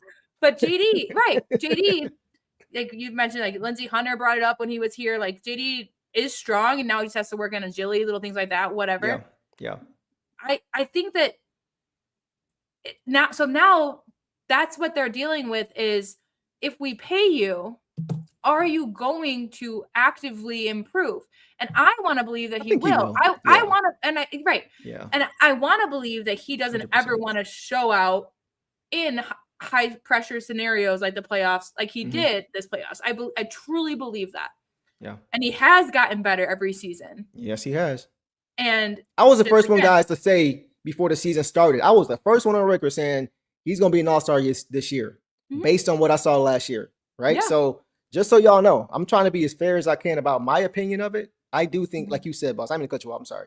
But I do think he's going to continue. He's 22, man. He's going to continue to make, like, we've seen a lot of guys in this league bomb out in the playoffs, man. We saw Kobe, if you guys remember, against the Utah Jazz, 3 straight air balls in the playoffs, in the big game when they got swept. Yeah. And people were saying he ain't that guy. I'm not saying JD is Kobe. Jokic struggled in the playoffs this year. Jokic also. Even before. He's the best in the league. He's the best in the world right now. Yeah. And he struggled against the Lakers when the Lakers beat him the first time in 2020. They said Dwight Howard had him in jail. So it's just like. He needs help when he has great players around him. Injuries, but great players. Yeah. And, there's no one on the team other than Cade that is like a Murray or Gordon. Like, I don't think Gordon's ever been an all-star. Murray was the first time, but like they're known around the league. Yeah. JD's just coming into that. Asar's just coming into that. But it would just, I do not think sign and trade is happening. They have reiterated it time and time again. Yeah. And so, and I do think that they will come to an agreement. And I truly do. What number do you think it's going to be? I think it's going to be optimistically 38. I think it'd be as high as 42. Okay. I think that there is a number that overpays JD, but with his talent and his age, that number is big. I think whatever Trajan decides to pay him. If it's north of 45, I'm going to be concerned. I ain't going to lie. Right. I don't think it will be. Yeah, but if it's 45 and that's what Trajan decides, then I think that that's the right choice is kind of what I'm saying. I think that JD, again, Sella said it earlier. I said it earlier, like there isn't a center. I don't even want Chet, guys. I don't even want Chet. Like, if you want to argue that Chet's better, I don't want, the way he plays, I don't like it. He plays better defense. He's over 7 feet. He uses his height to his advantage. But JD, I think getting rid of JD because we weren't going to spend a couple million more a year on him would be bad. It's kind of what I'm saying. If Trajan is firm, I do think the negotiations is happening. I think that numbers are going around. But if he is firm on one number and JD doesn't want to come down to that, and Trajan's just like, okay, like if he wants $2 million more a year, I mean, again, I just think he could be the first player that we lose that we would highly, highly regret. And it is a risk to take. Because he's going to get better and grow into whatever his contract is. Absolutely. And him and Cade already have such good chemistry. Yeah. And him so 24, 25, he's 23, 22. He's 22. I've never been a huge. It's tough. I've never been a huge contract person. I'm kind of just like, if you have the money, just give it to them. But the JD stuff has, awoken me a little bit to it, because I think, we've been in this situation before. Every team has kind of overpaid someone, right? Yeah. And regretted it. I think it would be tough to overpay him. But again, I don't think, especially the way the Trajan's handling his offseason, that he will be overpaid. I think that he'll be paid what Trajan thinks he is worth. And again, if it's a little bit lower than what JD has, then he has time to prove himself and just have that contract reworked in a couple years.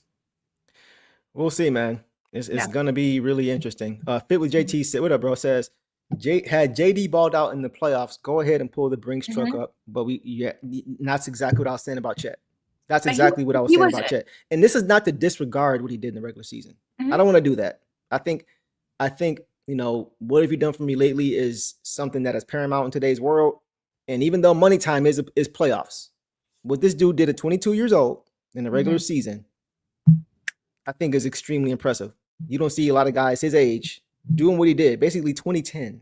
20 points and 10 boards is basically. He's got a ton of room for growth too. He's got a lot of areas he still has to work on defensively. I think even sometimes his motor at times or his mental awareness at times defensively is lacking, right? But he's 22. He's got a long way to go. Him in 24, 25 I think is going to be a much better player than what we're seeing right now.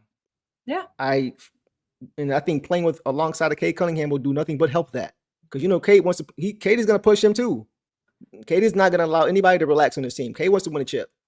And so if you're not bringing that, it could be a sticky situation. So I just think he's going to continue to get better, boss. Before playoffs, JD was projected to sign a contract of $280 million. So, again, kind of a little bit of a blessing, or a little bit of, okay, now we're not going to pay him that, but I think, like, again, 180 is high, but like $100 million pay cut is big too. I think that's kind of where they're coming from. It's like, because of my stuff, lacking in the playoffs, you're going to cut $100 million. You're going to cut this. I think, basically it's projected like with the 38 would be like around 140, 150, I think. So you're going to cut this contract in half based on 3 weeks of basketball. Which again, playoffs are when it matters. That's when we need you to show up. Oh my gosh, stop it and do your best. Oh my god, stop! I'm talking. But stop it, Moosey. But it's just for me. It's just like I can see where his camp is coming from, and maybe his ego's a little hurt. But I think that's what he just has to swallow. It's like, yeah, because of how you played in the playoffs and how you fell off. This is how much it goes by. But when you think of it in those terms, you realize how big of a cut it is. Yeah. It's a and huge that's the key. cut. You got to be able to build out the rest of the roster, bro. Yeah. Like, we talk about backup power forward, right? I don't want Ron Holland playing the backup forward.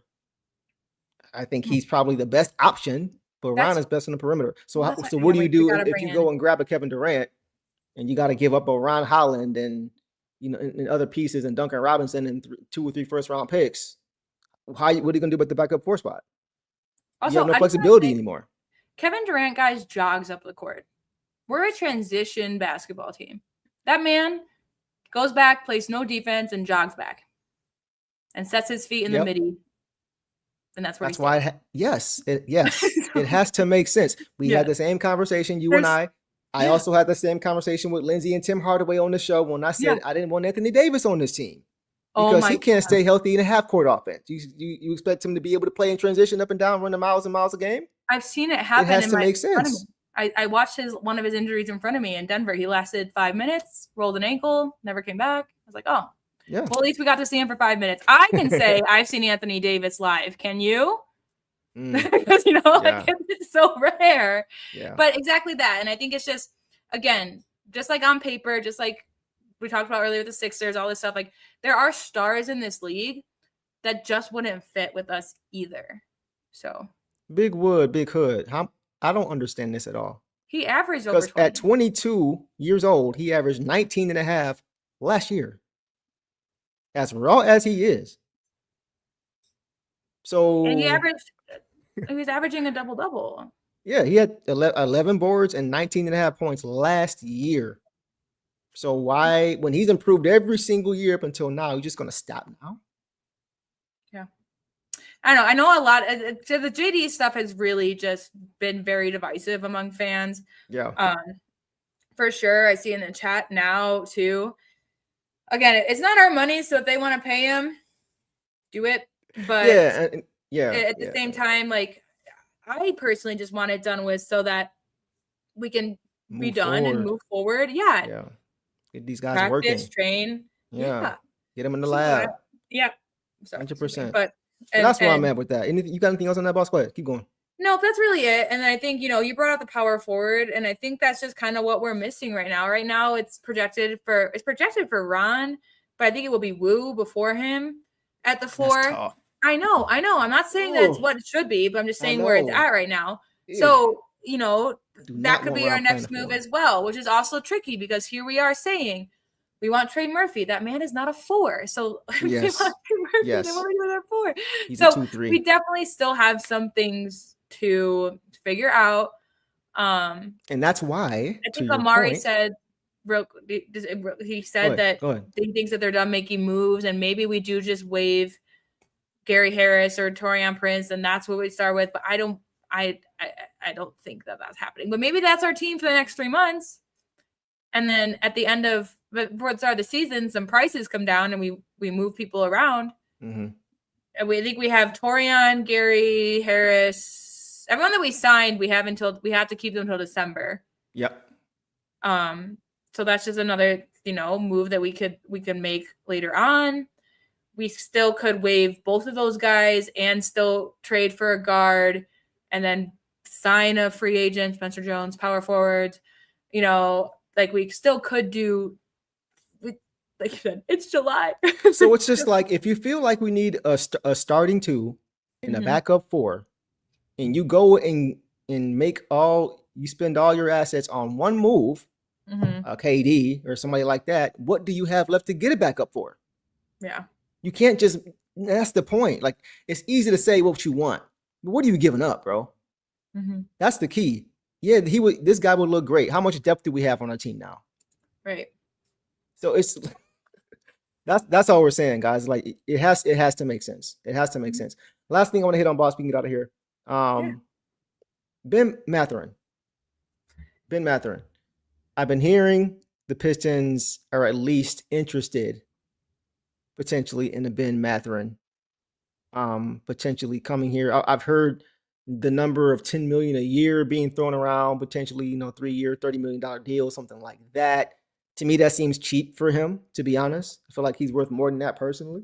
Mm-hmm. But just what was your reaction to, because we've been talking on the show, boss, for weeks now about the starting shooting guard spot, who's going to be the starting 2, all these different things, right? Do you think Ben Mathurin is or could be the answer at the 2? So I love Benedict Mathurin. He's someone that I wanted at deadline. I love him. The issue is, okay. Spit it out. So say to sign and trade Ben Mathurin, we have to get rid of Duncan Robinson and a pick. I think we could actually just do it straight up, Duncan. Okay. We still have 8 guards. Yeah. So it's like, again, I think Benedict Mathurin would be a great fit. But also, okay, Taurean, I do like Prince a lot. I would like to keep him. I think he's a champion, and he can shoot the 3 like crazy. I like Taurean Prince. But if we waived him and Gary Harris, that's only $7 million lost. Yeah, because they're at 3.8 only each. $7 million lost. Yeah. And so that would, and then if we trade Dunk for Mathurin, then we've gone down to 5 guards. And then we also have room to bring in a forward of some type.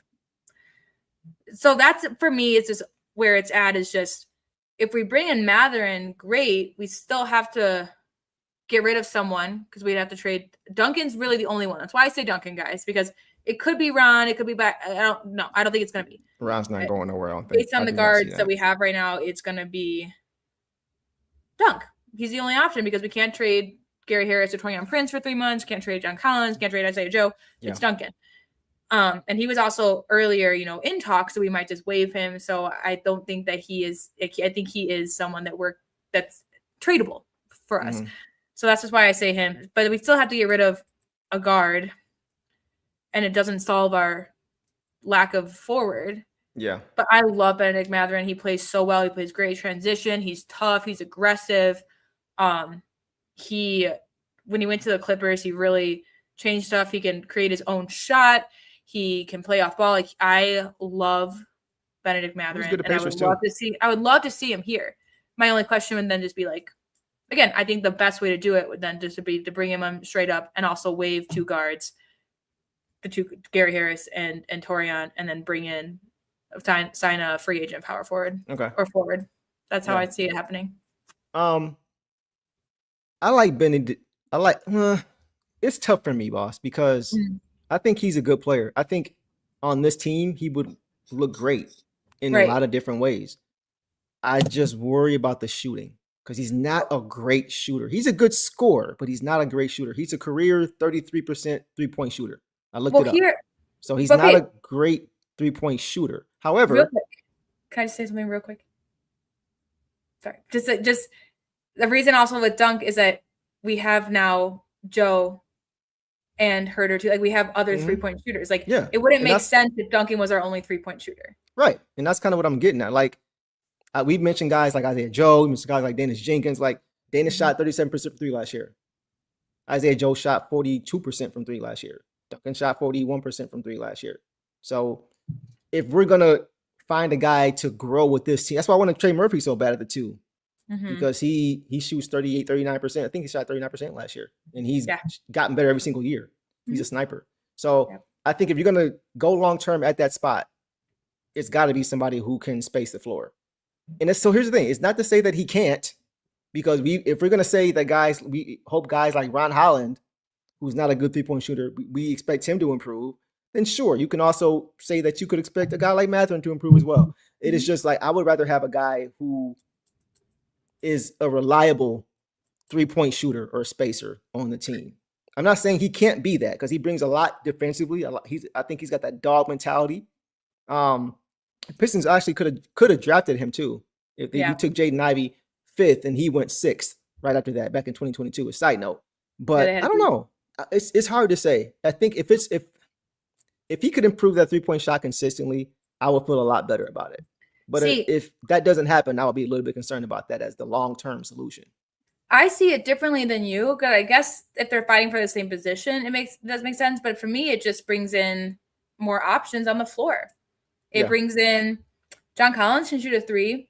And if we have Isaiah Joe out there with Benedict Mathurin, if we have Huerter at the 3 and Benedict Mathurin at the 2, and Danis at the 1, then that's good space. He just brings in different shooting. It's not the Celtics where all of them are shooting 3s every possession. It's okay, we've got to collapse on this guy because he loves the mid-range and is very efficient there. But then we got 2 guys out here that can shoot the 3. Right. I think it brings in more diverse shooting. I agree with that. I get why you want to be well-rounded. You want players to be well-rounded, but there's plenty of players that aren't well-rounded but are good at 3s and not the midi. I think just what he brings in terms of defense and his mid-range shot and getting to the rim and his aggressiveness and also his transition speed, I think that makes up for his lack of, in terms of, again, just making it a little bit tougher I think it'd be tougher for other teams to defend us if we have Cade, Huerter, Cade, Huerter, Benedict Mathurin, John Collins, and someone out, and Paul Reed, who can also shoot 3s out there. It's tougher for teams to defend. Yeah, it's more predictable. Yeah. Here's what JT says. He made it a point to school Ivy every time the Pacers played us. And that's the thing too. I love their beef. Yeah, and we talked to J.I.'s father about that too. I do feel like overall he got the better of J.I. I feel like he had he put a target on J.I.'s back every single time they played, though. If you guys pay attention, he made it a point to go at him every single time and show that he should have been the number 5 pick. You saw it. Like, we were at games where you saw he was, and it's funny because before Ron got to the team, he was doing it a lot more. But once Ron was drafted, you saw Ron taking up for J.I. and Ron getting in Benedict's face, and Benedict stopped doing it after that, which is funny. He's sassy. He's sassy for sure. Yeah, but I like the chip that he has on his shoulder. I like how he plays. He plays hard. He's got the dog mentality. I wouldn't be mad at it. Exactly. It wouldn't be a perfect. Yeah, he fits the culture for sure. It wouldn't be a perfect fit because of the shooting or the spacing, I guess you can say. But he does bring more diversity and versatility, I think, to a team who doesn't have a lot of ball creation outside of Cade. I think he could help a lot with that. And he shoots well at the free throw line. He attacks well. Yeah. He would be great in transition, which is, again, where everybody on our team has scored the best. So again, I think it fits, but and I think that's why I wouldn't mind him for Duncan, because it's not like we're signing another just 3-point shooter. It's like we have one. We have Dunk. Like, we don't need to. But again, because of his diverse shooting and other things he does, I think that he would be good. And since we brought in guys like Isaiah Joe, since John Collins is also above 40%, like, since these guys can shoot threes, I'd bring him in. And, you know, maybe we only then just waive like Gary Harris and our 4 is Taurean Prince and Wu behind John Collins for a while. Like, maybe that works because that's kind of what it was last year anyways, you know, which, again, there's always a position to improve. But I think, again, that would just help with, like you said, just immediate shot creation that doesn't involve Cade Cunningham. Yeah. Immediately. Yeah, I agree. Side note, Mario said, we'll call it a few more comments, guys. I'd rather lose Red Velvet. Duncan Robinson needs to stay. Ben would be a great pickup. We better make this happen, for Pete's sakes. We've been needing to get Trey Murphy. We need to come off them picks. With that last part, the first part I don't agree with. Last part I agree with. I feel like at this point, y'all know how I feel about Trey Murphy. Y'all know since the beginning of last year, I was saying I want Trey Murphy. When I was saying JD gonna be an all-star, I was also saying Trey Murphy needs to be on this team. We talked about that forever, boss. Yeah. Before it was a thing with Trey Murphy, we were talking about that. But I definitely would rather have Kevin Huerter over Duncan Robinson. I know, and I like Dunk. It's funny. Me and Koo, who's gonna be in the show soon, guys. Stay tuned for that soon. We talked about this. We went back and forth talking about this. I just feel like Duncan Robinson was much more valuable to this team last year than he is now, because he was the only certified, reliable, consistent sniper, 3-point shooter on this team. Teams were not respecting Tobias Harris from 3. Obviously, they weren't respecting Asar. It was just Cade and Duncan. That was it. Now we've got Isaiah Joe, 42% last year. Now we've got John Collins, who I think is 39, 40% career. We have more shooting now. So now I think we need guys who can just play the game with a high level. And I think Duncan or Kevin Huerter is one of those guys. I think Kevin Huerter is extremely underrated because he was hurt last year. I think he's one of the best two-way players on this team as far as what he can give you offensively. The shooting isn't great. The shooting has tailed off. I 100% agree, and I hope that returns to form. 34% ain't going to get it for a guy who was close to 40 for most of his career early, right? So that has to improve. Everything outside of that, he is better than Duncan Robinson at. Whether it's playing defense, whether it's his passing ability, his ball handling, his play creation, his vision, he gives you more. So when we always say, if you're not shooting the ball well, what else are you doing? Kevin Huerter, many games last year when he wasn't shooting the ball great, was able to give you a lot of other stuff.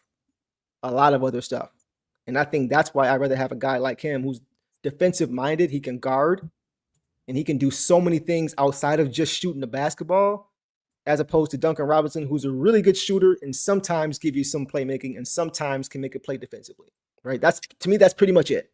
Outside of that, you're not going to get much from Duncan Robinson, as opposed to a Huerter who can give you everything across the board that you're looking for. He's just a winning basketball player to me. So that's my thoughts on that.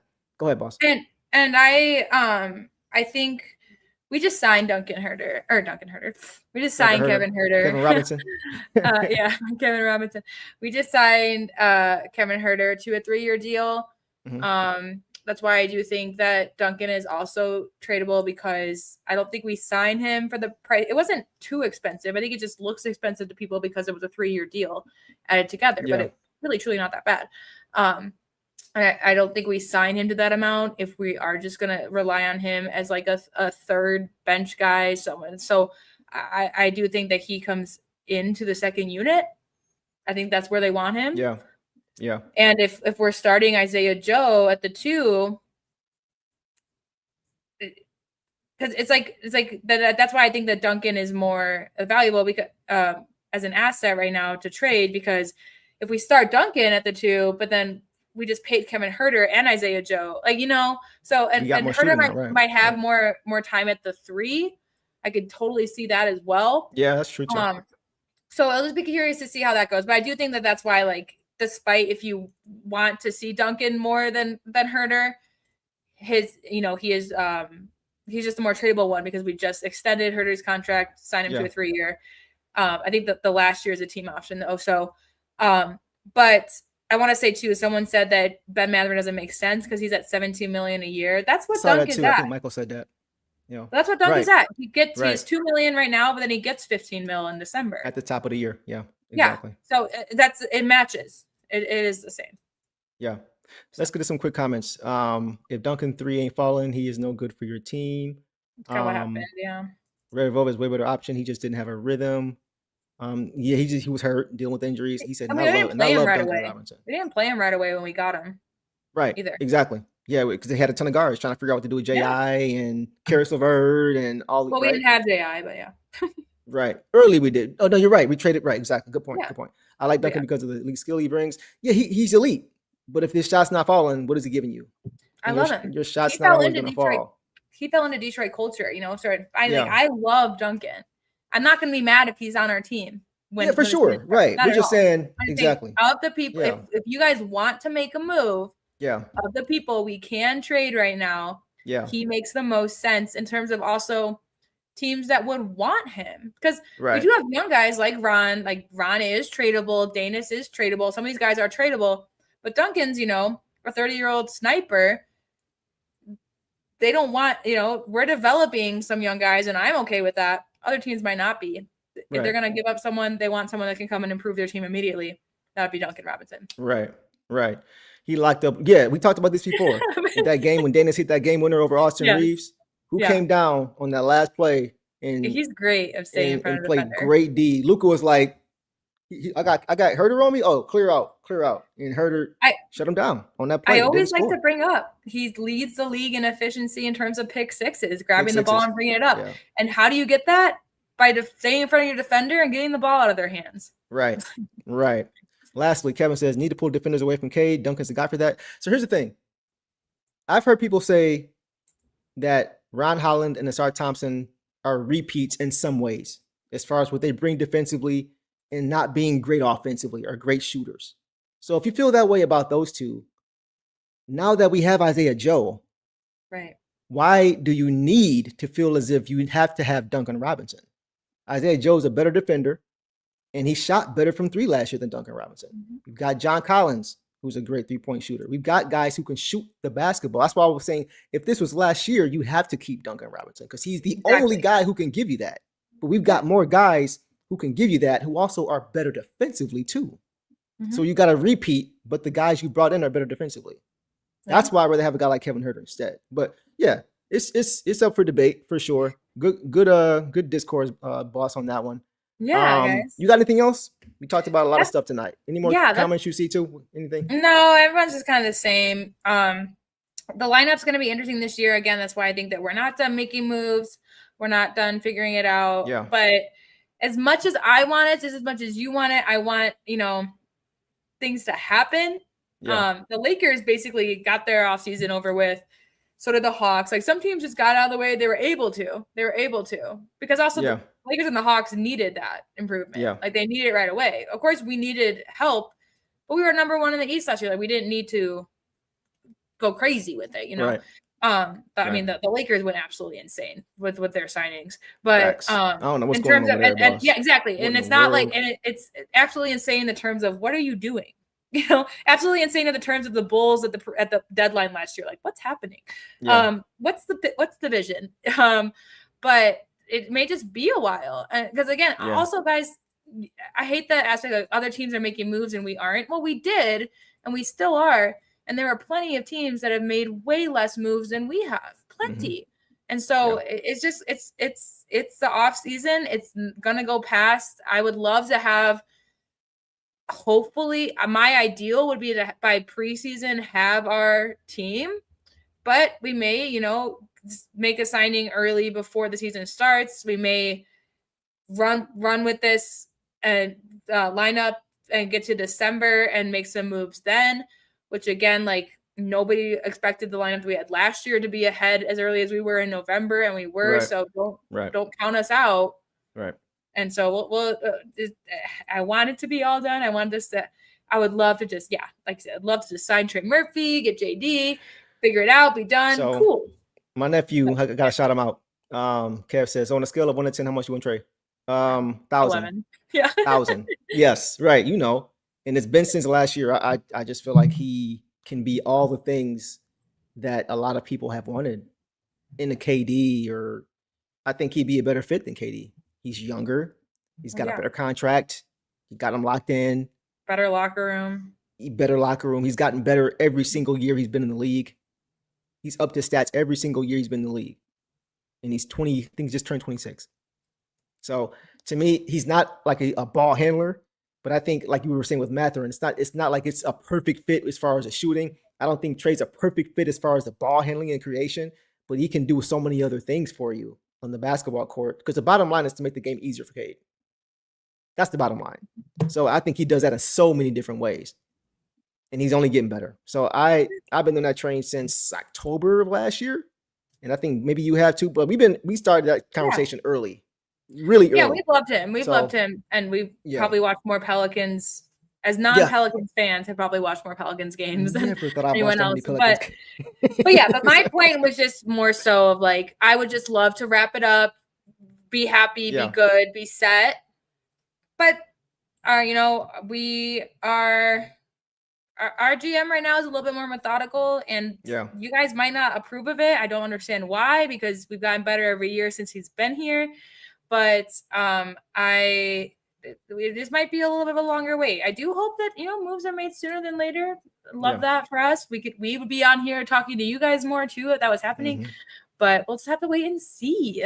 Yeah. JT, I didn't forget about you, bro. This was a Mathurin comment he made as far as just how he could, like we were just talking about, provide, in other ways outside of just shooting the basketball. I can't talk about Huerter and what he brings and not mention things that Mathurin can do as well outside of shooting too. So it's all things that are up for debate. Yeah, very diverse. And lastly, I had to throw this up here from Marvelous. Says, get Ron Holland back on the pod. I'm trying, bro. We working on it, man. Shout out to Ron. He came on the show last year with our guy Charles Hill, his development coach, and me and King talked with him for a little while. Real good dude, man. I don't think he's going anywhere, guys. I think he's going to be in his team. Yeah. That was Trajan's first pick. So I don't think he's going to bail or move a guy who's 21 this soon. And that's Cade's guy. Ron is Cade's guy. So we'll see. Yeah. We'll see, man. But yeah, we're going to try to get Ron back on sometime, hopefully this offseason. And we got some other stuff coming soon for you guys as well. So yeah. Anything else you got, boss? No, that's it. I'm hoping again that the LeBron has made his decision. And next week, I think that we will see some more moves, whether it's with us or not, of some of these free agent signings, some of these things. I'm really curious. Like, it's guys, just enjoy this too. This is an off season that has really shifted things around the NBA, which you can't say. Usually there's like one move. There's been seasons where there's one big move and that's it. And it's just little moves. Like, there's been multiple big moves. Teams are changing.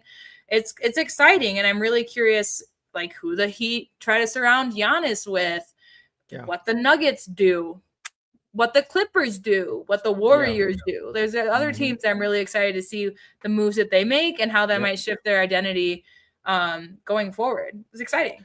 Yes. And now the schedule, Adam Silver, can finally be made, which is silly because it doesn't have to be made until the first week of August. I don't know why he was talking about. Well, I mean, I think it's just I think it's probably be tough. When I think about it, I'm like, this is hard. like think about every team, travel, all that stuff. So they probably have rough drafts, and they have to really make sure that there's nothing, because then you have to consider the hockey teams that share arenas. Then you have to consider all this other stuff. So I think that they definitely have their drafts much earlier to finalize. And again, he wants certain guys to play on Christmas and things like that. And hopefully the Pistons are playing on Christmas. Hopefully for once. And I like going to the Nuggets games on Christmas, so I hope they aren't. I ain't mad at that. I just haven't. I'm excited it's been a while for this since I've seen the Pistons playing on Christmas. It's been a while. Yeah, I'm excited for the Pistons or for the schedule to be released so that I can better plan when I can come out and catch games live. So that's what I'm looking most forward to with that as well. Yeah. So we'll see, man. We'll see, guys. A lot of off season left, unfortunately. I've said earlier, it's kind of insufferable this time of year because of the knee-jerk reactions and the panic attacks and the high blood pressure. I ain't doing all that, y'all.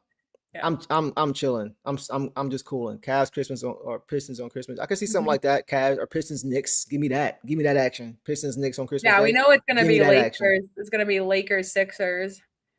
Right. Probably. And it'll be Celtics Knicks because they also change. Like Mitch Robinson's over there now.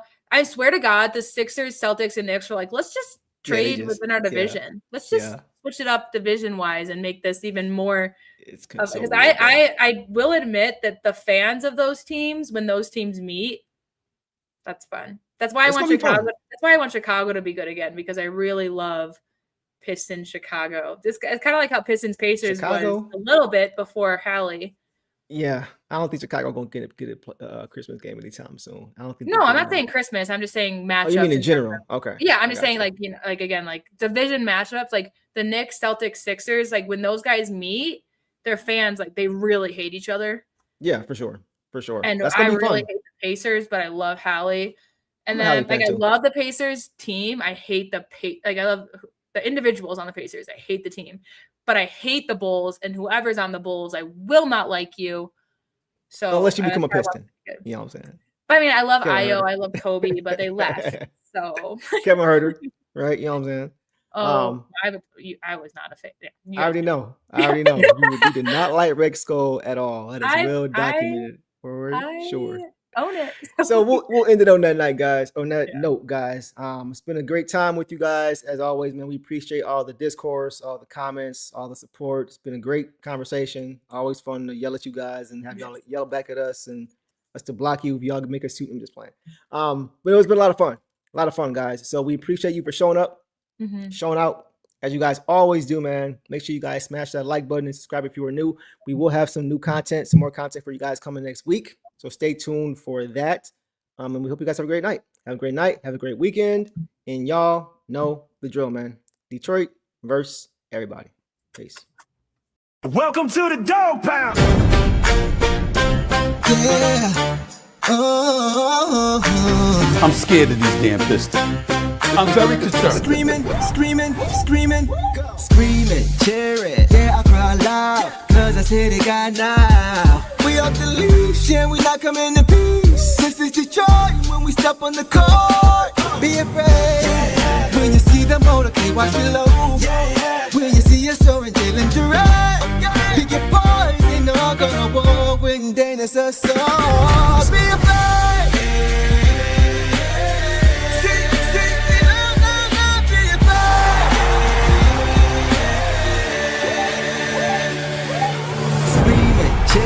Yeah, I cry loud, cause you know we got now. We off the leash and we not coming in peace. This is Detroit when we step on the car. Be afraid when you see the motorcade, watch below. When you see us soaring, Jalen Duren. Pick your boys and all gonna war with them hiding their soul. Be afraid.